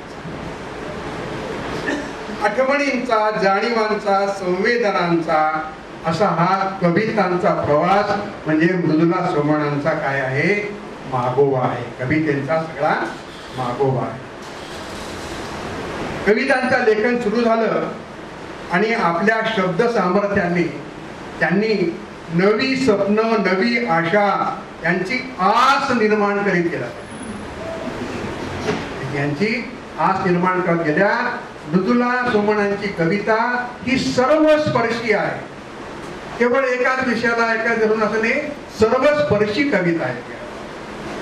मला सांगायला तुम्हाला आनंद वाटेल की जेव्हा माझ्याकडे त्यांनी कविता पाठवल्या तेव्हा सगळ्या कविता मी पूर्ण वाचलेल्या आहेत. पूर्ण जे काय म्हणजे 150 कविता म्हणतात त्या, पण ह्या कविता संग्रहामध्ये ज्या घेतलेल्या आहेत त्या सगळ्या कविता मी पूर्ण वाचलेल्या आहेत. खरं म्हणजे मला पहिल्यांदा जेव्हा फोन आला तेव्हा मला जरा आश्चर्य वाटलं की मला कसं काय या कविता संग्रहाच्या पुस्तकाला बोलवला, प्रकाशनाला बोलवलं. मी काही कवी नाही, मोठा साहित्यिक नाही आणि काय फार मोठा समीक्षक आहे नाही कवितेचा. मला कशा करता बोलवलं असेल त्याचं मला जरा थोडंसं आश्चर्यच वाटलं. एवढं मात्र खरं आहे की प्रकाशन क्षेत्रामध्ये थोडंफार काम मी केलेलं आहे आणि माझी ओळख करून देताना सांगितलं की गेल्या 35-36 वर्षात 400हून अधिक पुस्तकं मी प्रकाशित केलेली आहेत. आणि जसं आपल्या वैशालीताईंनी वडिलांच्या इच्छेनुसार ते तुकडे चालू ठेवलेले आहे, मला सांगायला मला आनंद वाटतो की माझ्या दोन्ही मुली आपण स्वेच्छेने आता या प्रकाशन व्यवसायाला आणि आता त्याच खेळ काम करतात. त्याच्यामुळेच मला थोडीशी मोकळीक मिळाल्यामुळे थोडीशी माझी प्रवचनं व्याख्याने सुरू झालेली आहे असं म्हणायला हरकत नाही. तर कशामुळे मला बोलवलं असेल हा जो विषय चालला होता, तर त्यातला एक धागा मला असा सापडला, या डोंबिवलीकरांचं वैशिष्ट्य असं आहे की कुठेही गेले तरी त्या दुसऱ्या डोंबिवलीकरांचा त्यांना अभिमान असतो, प्रेम असतं, वात्सल्य असतो, जिव्हाळा असतो. आणि डोंबिवली ही सांस्कृतिक नगरी मिळते. खरं म्हणजे महाराष्ट्रामध्ये डोंबिवलीला दुसरं पुणे म्हणतात किंवा पुण्याची छोटी आवृत्ती म्हणत असतं. सांस्कृतिक नगरीच आहे, साहित्य आणि संस्कृती. तर डोंबिवलीकर सुद्धा साहित्य आणि संस्कृतीचा सुगंध जिथे जिथे जातो तिथे तिथे पसरविण्याचा प्रयत्न करतात. आणि त्या मधुनाताईंनी त्याचप्रमाणे तो प्रयत्न केलेला आहे. आणि त्यांना असं वाटलं की हा पहिला कविता संग्रह येतोय तर एक डोंबिवलीकरच असावा प्रकाशन समारंभाला पाहुणा म्हणून त्याला त्यांनी बोलवलं. त्यांची मी सांगितल्याप्रमाणे सर्वस्पर्शी कविता. आता त्याच्यामध्ये जेव्हा सुरुवात होते तेव्हा प्रीते असंच प्रेम सर्वच कवीमध्ये त्याच्यामध्ये असायचं. त्यांच्याही सुरुवातीच्या कविता ज्या या संग्रहात आहेत त्या प्रीतीविषयीच आहेत. त्या प्रीतीविषयी कविता लिहिताना अनेक गोष्टी त्याच्यामध्ये अशा त्यांनी सहजगत्या मांडलेल्या आहेत. तू समोर असता शब्द उडे का पडत, तू समोर असता शब्द उडे का पडती, का तुझ्या मागुनी तुझेच गीत रचत, हुरहुरते झुरते तुझ्याच साठी अंतर, आणि फुलते फुलते तेही तुझ्याच साठी. अशा प्रकारच्या प्रीतीच्या कवितांनी, प्रेमाच्या कवितांनी आणि म्हणजे प्रीतीचं सुखचित्र कसं निर्माण करावं हे त्यांच्या कवितेत आपल्याला. आणि पुढे चालून असे बघा, ग्रीष्मात दोघे पोळलो, ग्रीष्मात दोघे पोळलो, वैराण वाटा चाललो, हृदयातील बहरासपण आजन्म दोघेला. अशा प्रकारचा एक नात्यातला अनुबंध त्या उलगडत. तू अवती भवती असतानाही मग सोबत असते एक समंजस ग्वाय. काय ओळख, तू अवती भवती असतानाही मग सोबत असते एक समंजस ग्वाय. मला वाटतं त्यांचे पती या ठिकाणी आहेत, त्यांना आपण जोरदार टाळ्या वाजवल्या पाहिजे.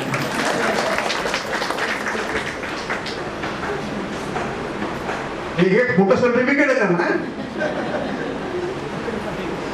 कवी म्हणलं निसर्ग आलाच, निसर्गाचं वर्णनही आलं. कारण निसर्ग म्हणजे सगळ्यांना खुणवलं, कवी लोकांना जास्तच खुणवणार ना. बाह्य निसर्गाबरोबर अंतरंगातील भावभावनांचा निसर्गही यांच्या कवितांतून बोलावत असतो. त्यांचा सुंदर विलाप म्हणजे रुद्रा सोमणांची कविता. कसे बघा, शब्दच रेषा, शब्दच रेषा, शब्दच कुंचला, लेगुन येतो रंग असे, शब्दांमधून एक लीलया चित्र साकार होत. असं हे शब्दांच्या कुंचलांनी निसर्गांचा ते कुणाच सांगू गुज मनातील नव्हते, आणि कुणाच ऐकवू उमलती ओळ. उमलती ओळ म्हणजे हे किती सृजनशीलतेचं उदाहरण आहे.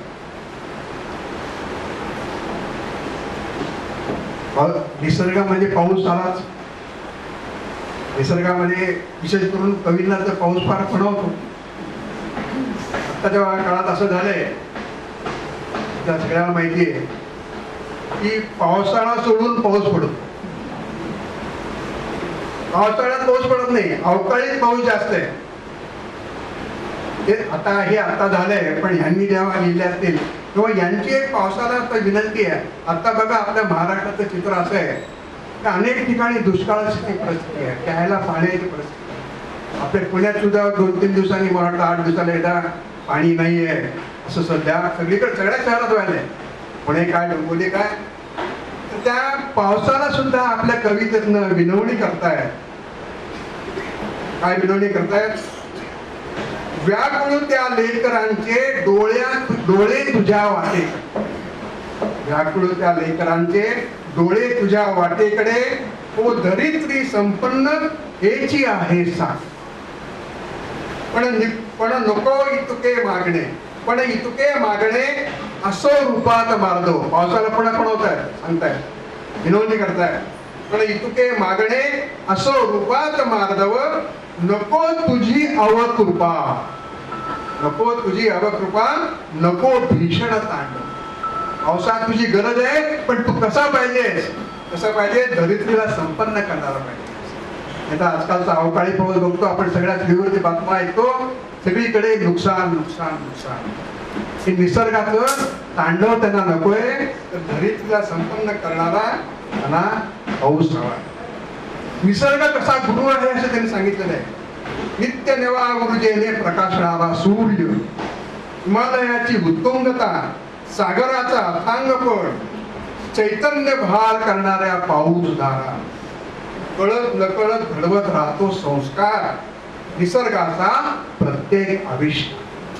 अशा प्रकारे त्यांनी निसर्गाला साकडं घातलेलं आहे आणि साऱ्या चराचराचा तो गुरु आहे आणि तो खरा काय आहे? आधार आहे, असं बुधला सोमन सांगतात. सुरुवातीला आपण एक फिल्म पाहिली बघा, यांच्याच एका कवितेच्यावरती आधारित हे आहे.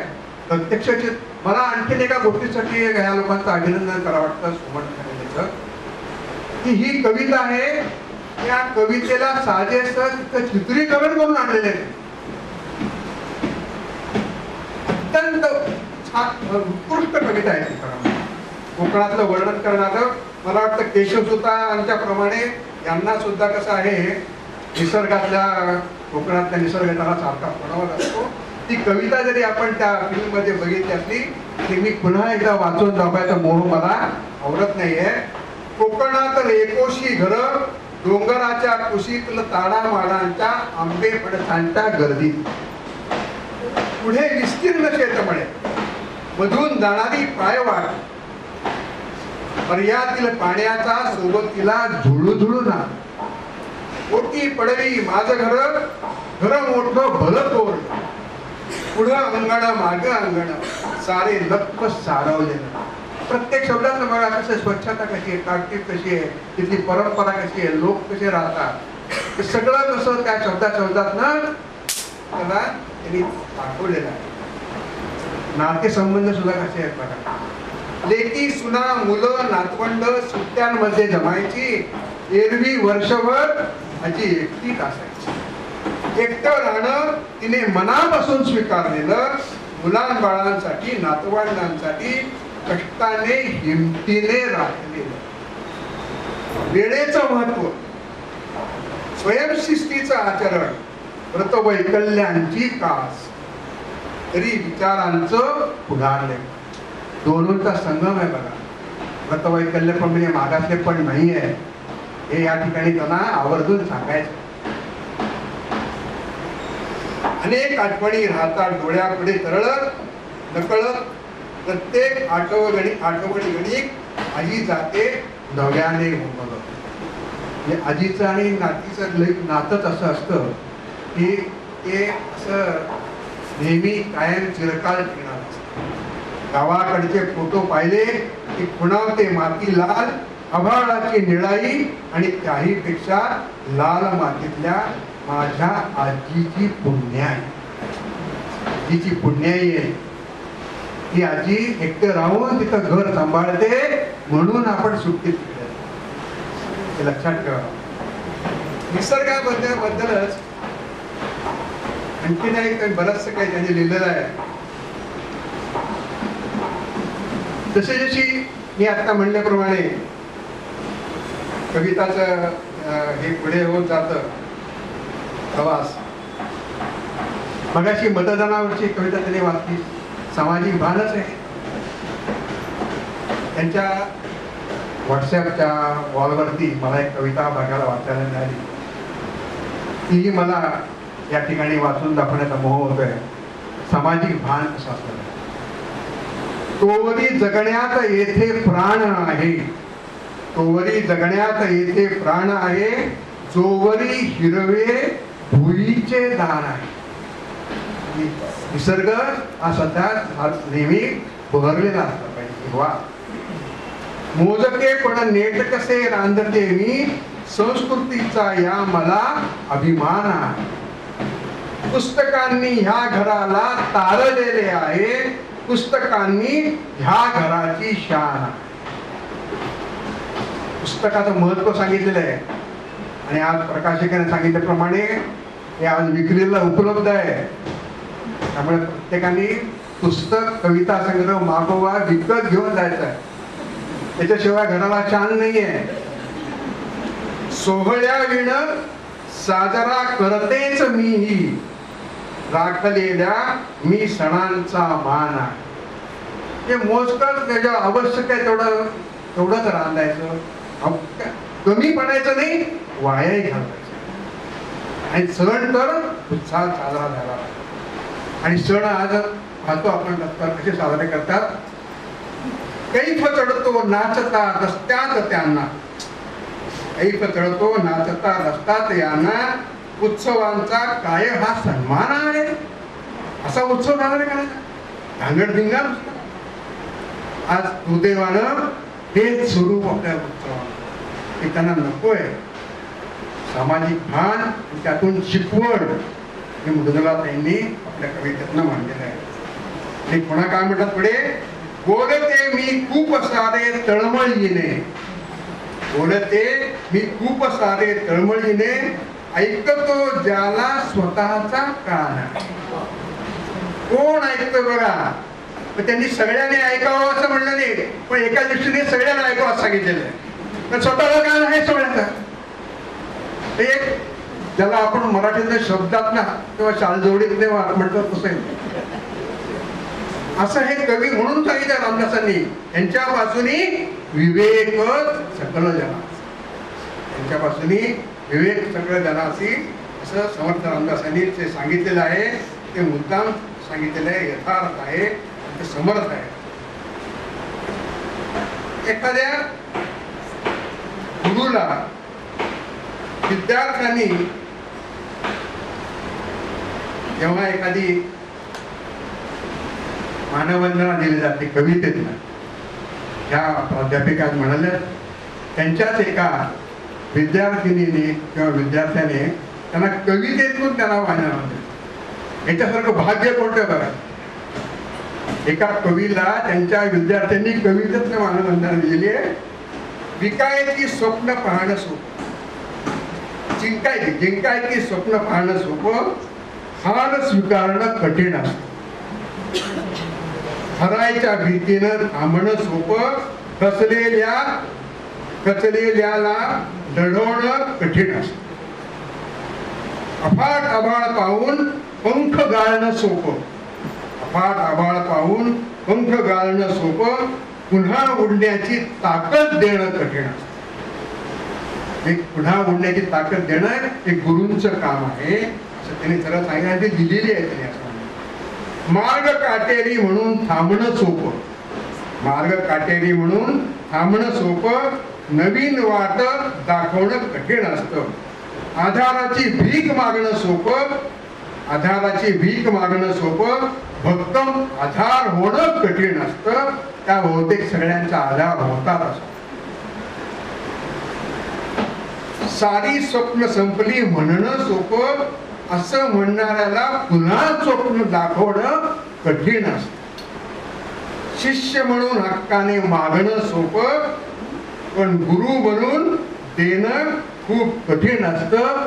गुरु म्हणून देणं खूप कठीण असतं आणि ते गुरु म्हणून त्यांनी ते दिलेलं आहे.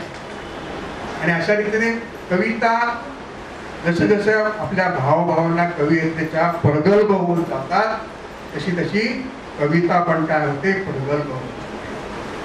आणि त्या कविता प्रगल्भ होत जाण्याचा एक त्याचा काय म्हणतात लिटमस टेस्ट जे आहे, ती टेस्ट म्हणजे काय आहे तर कवी अध्यात्माकडे होतं. कवीचं चिंतन अध्यात्माच्या दृष्टीने होतं, परमेश्वराकडे होतं. मला सांगायला तुम्हाला असं वाटेल, आश्चर्य वाटेल, आनंद वाटतो की व्यासांनी एवढं सगळं काम लिहिलं साहित्य, पण त्यांना भागवत लिहिल्यानंतर मनाला व्यासांची ही कथा. आपण कविकुली कालिदास म्हणतो, कालिदासांना सुद्धा त्यांचं केवढं मोठं काव्य आहे सगळं, पण रघुवंश लिहिल्यावर त्यांच्या मनाला शांत. कवी कुलगुरुदास आपले आजच्या काळातले ज्याला आपण वाल्मिकी म्हणू किंवा कालिदास म्हणू, असे गदिमाने कितीतरी काव्य लिहिलेले. गदिमांची ती कथा आपल्याला माहित असतील. श्रीधर स्वामींना भेटायला ते सज्जनगडावरती गेले.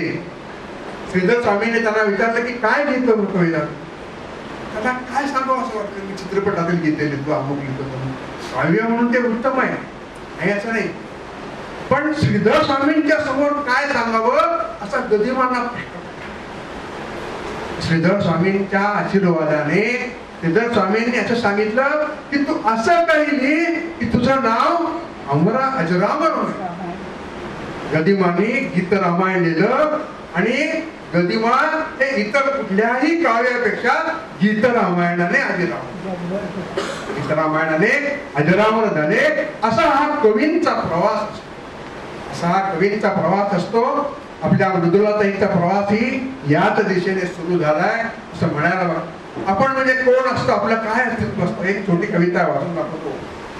समुद्र किनाऱ्याजवळच्या एका छोट्याशा टेकडीवरच्या छोट्याशा मंदिरात उभी असलेली एवढीशी मी, पण हा असण्याचा भाव जागृत. अगदी मंदिरातील देवाच्या मूर्तीपुढे झुकून नमस्कार करताना बाहेर आले. कळता सूर्य, मावळतीची उन, नजर पोचेल तिथपर्यंत दिसणारी पुळणीची रेख.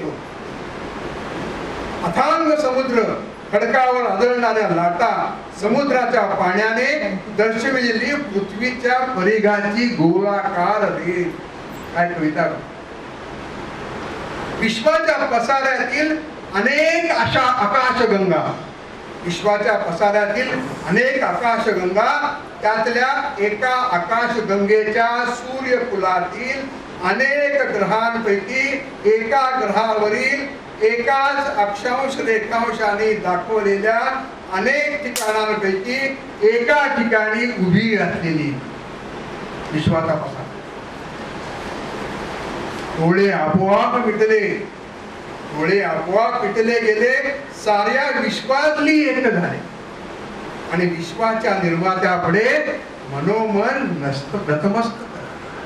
इथून त्यांच्या प्रगल्भतेच्या म्हणजे आध्यात्मिक वळणाच्या काय झालेले सुरुवात झालेली असं म्हणायला हरकत नाही. आणि मग पुढे तिची जी कविता आहे त्या दोनच कविता मी वाचतो.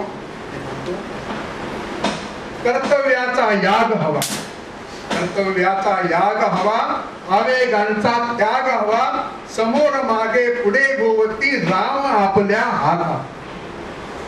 काय म्हणते, समोर मागे पुढे गोवती राम आपल्या हात हवा. मर्यादांचे भान हवे, विवेक बुद्धी ज्ञान हवे. रघुकुलनंदन श्रीरामांच्या चरणांचे नित ध्यान हवे. शत्रुबुद्धीचा नाश हवा, उन्मादाचा ध्यास हवा. विनम्र सस्मित श्रीरामांच्या नामाचा निज ध्यास हवा. चारित्र्याचे स्मरण हवे, आदर्शांचे मनन हवे. श्रीरामांच्या उत्तमतेला सदा रहाया शरण हवे. उदात्ततेचा वंश हवा, पराक्रमाचा अंश हवा. महाप्रतापी श्रीरामांच्या सामर्थ्याचा स्पर्श हवा.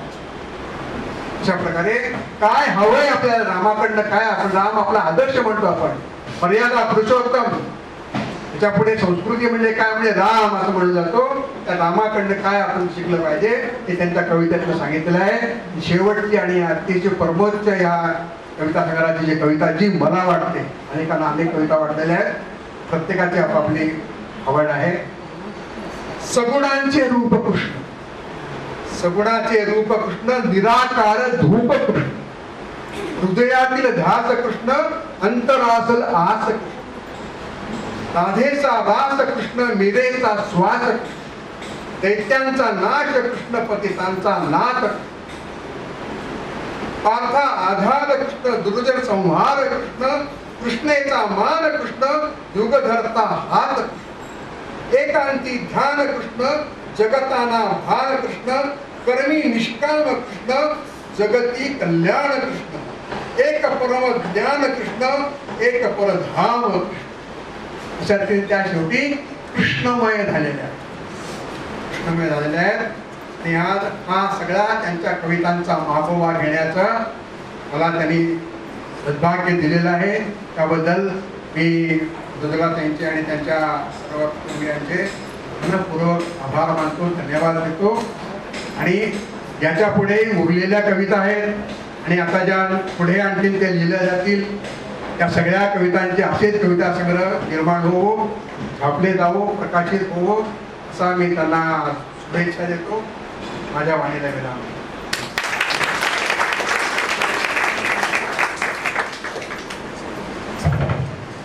धन्यवाद दिलीप सर. सहसा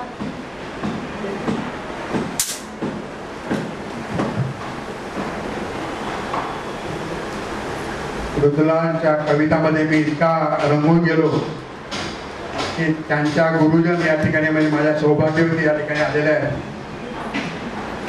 तर गुरुलाही शिष्यांचा सन्मान करावा असा वाटलेला आहे. मी सुरेखा महाजनांना विनंती करतो की मृदुलाचा सन्मान करावा. भेटवस्तू आणि एक पुस्तक भेट तुमच्याकडे.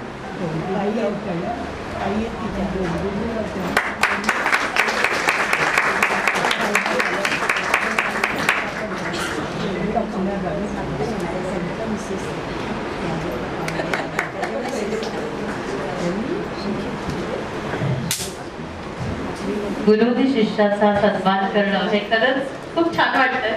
सगळ्यांनी यांना आपण जोरात टाळ्या वाजवूया याच्यासाठी, गुरुसाठी. तर असं आपल्याला माहिती आहे की आभार प्रदर्शनानंतर कार्यक्रम संपतो, पण आज तसं नाही होणार आहे.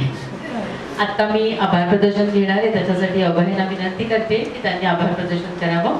आणि त्याच्यानंतर श्रुतीताईंनी 2 कवितांना चाल लावली आहे. तर श्रुतीताई त्या 2 कविता गाऊन दाखवणार आहेत आणि त्याच्यानंतर आजचा कार्यक्रम संपेल. अभय सोमण. अल्पोपहार घेतल्याशिवाय कोणी नक्की जायचं नाहीये हे नक्कीच आहे.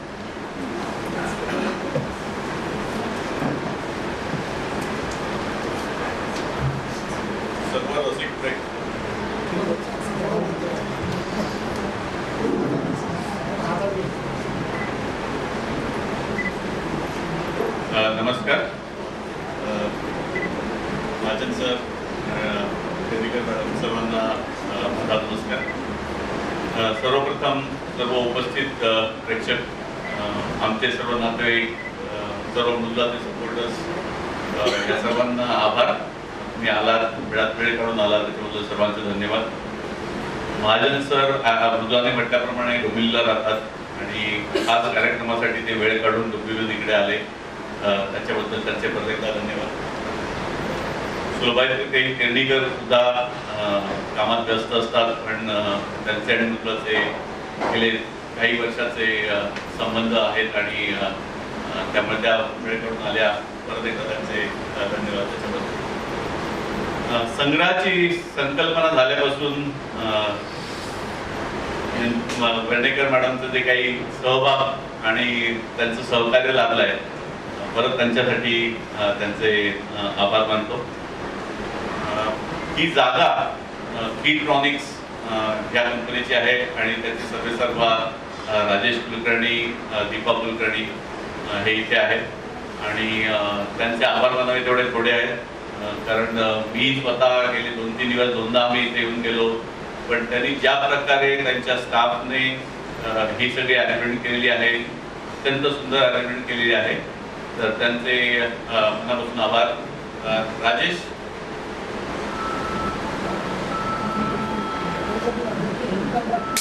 दीपा आहे, दीपा तो ठीक आहे. राजेश इकडे नाही आता.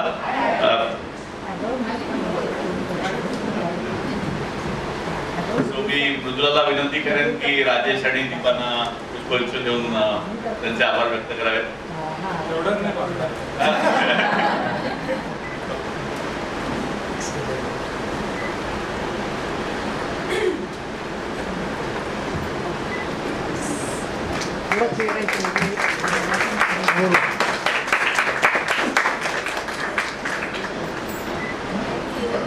मागोवा घेताना परत हे सगळे म्हणजे डोंबिवलीचे प्रमुख पाहुणे, मुखपृष्ठ हे पण आमच्या गावचा फोटो आहे, तो आमच्या घरचा, माझी चुलत बहीण, तर तिचा मला हे सगळं तिने अरेंजमेंट आणि स्वखुशीने तिने हे सगळं करून दिलं आम्हाला.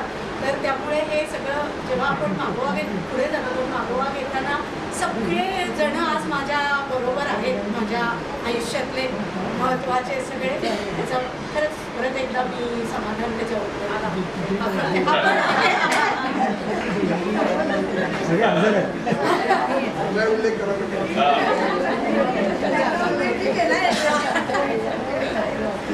आम्ही सर्व पाहुण्यांना एक छोटीशी भेट म्हणून एक कलाकृती दिलेली आहे. त्या स्वाती गोडबोले म्हणून त्यांनी ती अत्यंत सुंदर कलाकृती बनवून दिलेली आहे. सो प्लीज तुमचा अभिप्राय कळवा आम्हाला, आम्ही तो त्यांच्याबरोबर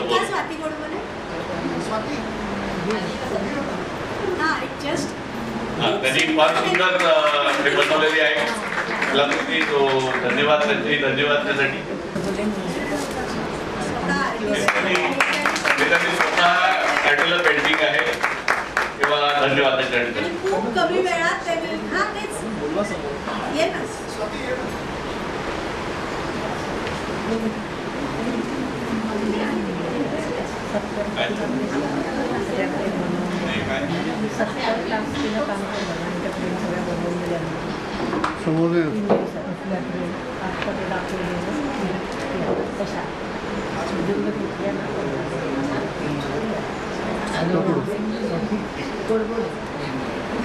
इथे समोर येऊनच द्या, समोर बघा जरा.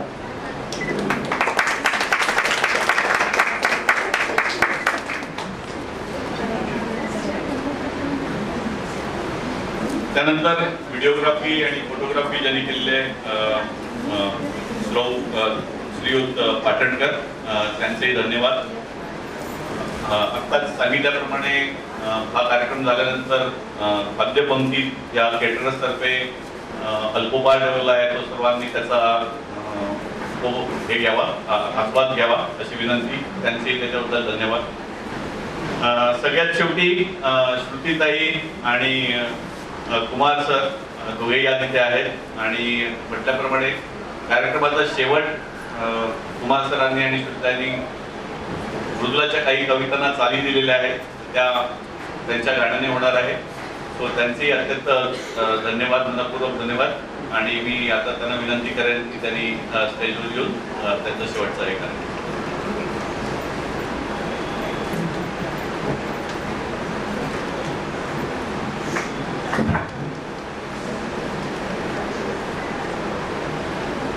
दुनिया गोल है असं म्हटलं जातं, ते खरंच आहे. कारण मी गेले अनेक वर्ष कॉम्पेअरिंग करते. अगदी अटलजींपासून गुलाम अलींपर्यंतच्या कार्यक्रमाचं कॉम्पेअरिंग मी केलं, पण मी या कॉम्पेअरिंगमध्ये अतिशय योगायोगाने आले. मी तेव्हा बंगलोरला शिफ्ट झाले होते मिस्टरांबरोबर आणि तिथून एकदा आले होते आणि माझा भाऊ कॉम्पेअरिंग करायचा.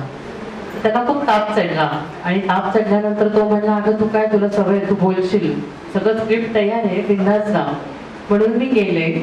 तो माझा आयुष्यातला पहिला कार्यक्रम. आणि आता श्रुतीताईंना मी आठवण करून देते की त्यांचा कार्यक्रम होता तो, त्यांना आठवत पण नसेल की श्रुतीताईंचा कार्यक्रम, आणि त्याच्यानंतर मी निवेदन या क्षेत्रात पडले. पण आज इतके वर्षांनी मला खूप छान वाटतंय की तुमच्या समोर मी आली आहे, ज्यांच्यामुळे पहिला कार्यक्रम केला त्यांच्यासाठी आज करताना खूप छान वाटलं. या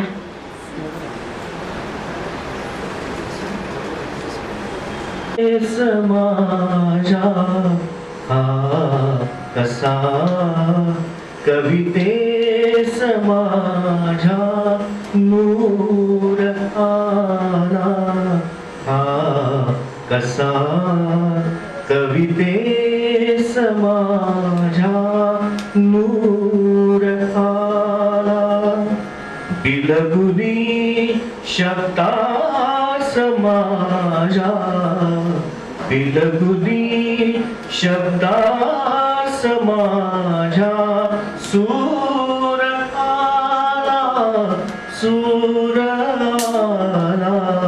हा कसा कविते समाजा भावले इतकेच त्याला शब्द माझे भावले इतकेच त्याला शब्द माझे गीत होण्या होनी गीत होण्या होनी आतुर आला आतुर आला कसा कविते समाजा अर्थ मग सुरासवे जणू धुंद झाला अर्थ मग सुरासवे जणू धुंद झाला चिंब भिजुनी होनी बिंब भिजुनी होनी बघ चूर आला कसा कविते समाजा अर्पिता मी गीत त्या मनमोहनाला अर्पिता मी गीत त्या मनमोहनाला सूर त्याच्या बासरीचा सूर त्याच्या बासरीचा दूर आला हा कसा कविते समाजा नूर आला बिलगुनी शब्दा समाजा बिलगुनी शब्दा समाजा सूर आला हा कसा कवितेस माझ्या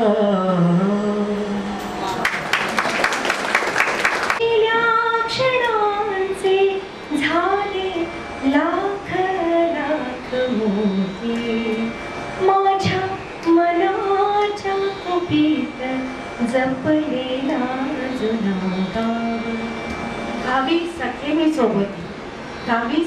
सोबती जेव्हा भावाची माणसं पुरी भरून नाहीला कसा त्यांचा सहवास गाव सोडताना तेव्हा थोडी पुरपुर होती पण त्याहूनही मोठी साध आभाळाची होती. मग आज का सारखी मग आज का सारखी खंतावते माझे मन आणि दाटती डोळ्यात साऱ्या साठवांचे घन साऱ्या साठ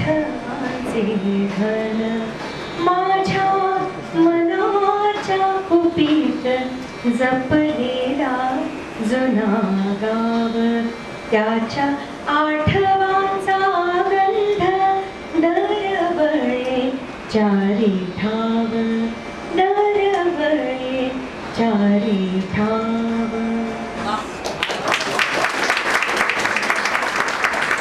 महाजन सरांनी जी कविता म्हणजे कृष्णावरची जी कविता शेवटी सगळ्यात म्हणजे तीच कविता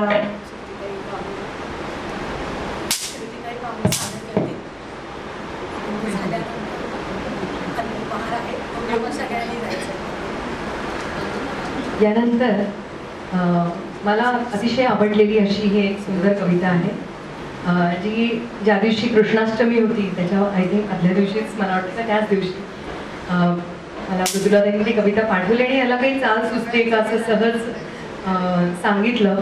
मी खरोखर कधीही चाली दिलेल्या नाही आहे. कुमार लिखते तो एवढा संगीतकार असल्यामुळे मी माझा प्रयत्न कधीच केला नाही आहे, पण सहज मला असं काहीतरी सोपंसं करावंसं वाटलं म्हणून मग ही कविता केली होती. कविता संगीतबद्ध केली होती. अगदी साधीशी चाल आहे.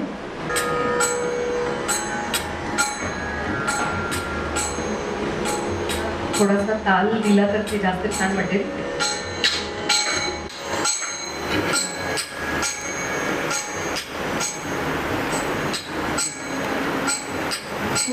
गुणाचे रूप कृष्ण निराकार धूप कृष्ण सगुणाचे रूप कृष्ण कृष्ण हृदयातील ध्यास कृष्ण अंतरास आस कृष्ण राधेचा रास कृष्ण नीरेचा श्वास कृष्ण दैत्याचा नाश कृष्ण पतितावर कृष्ण कृष्णेचा मान कृष्ण युग धरता हात कृष्ण एका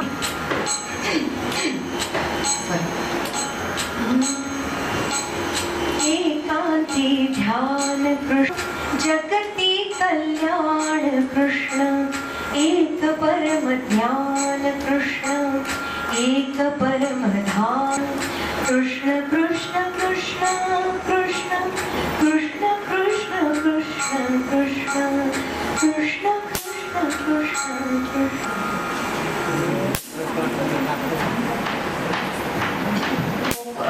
सुंदर श्रोतेताई आणि कुमार त्याबरोबरच जरूर घ्यावा. धन्यवाद. शुभरात्री.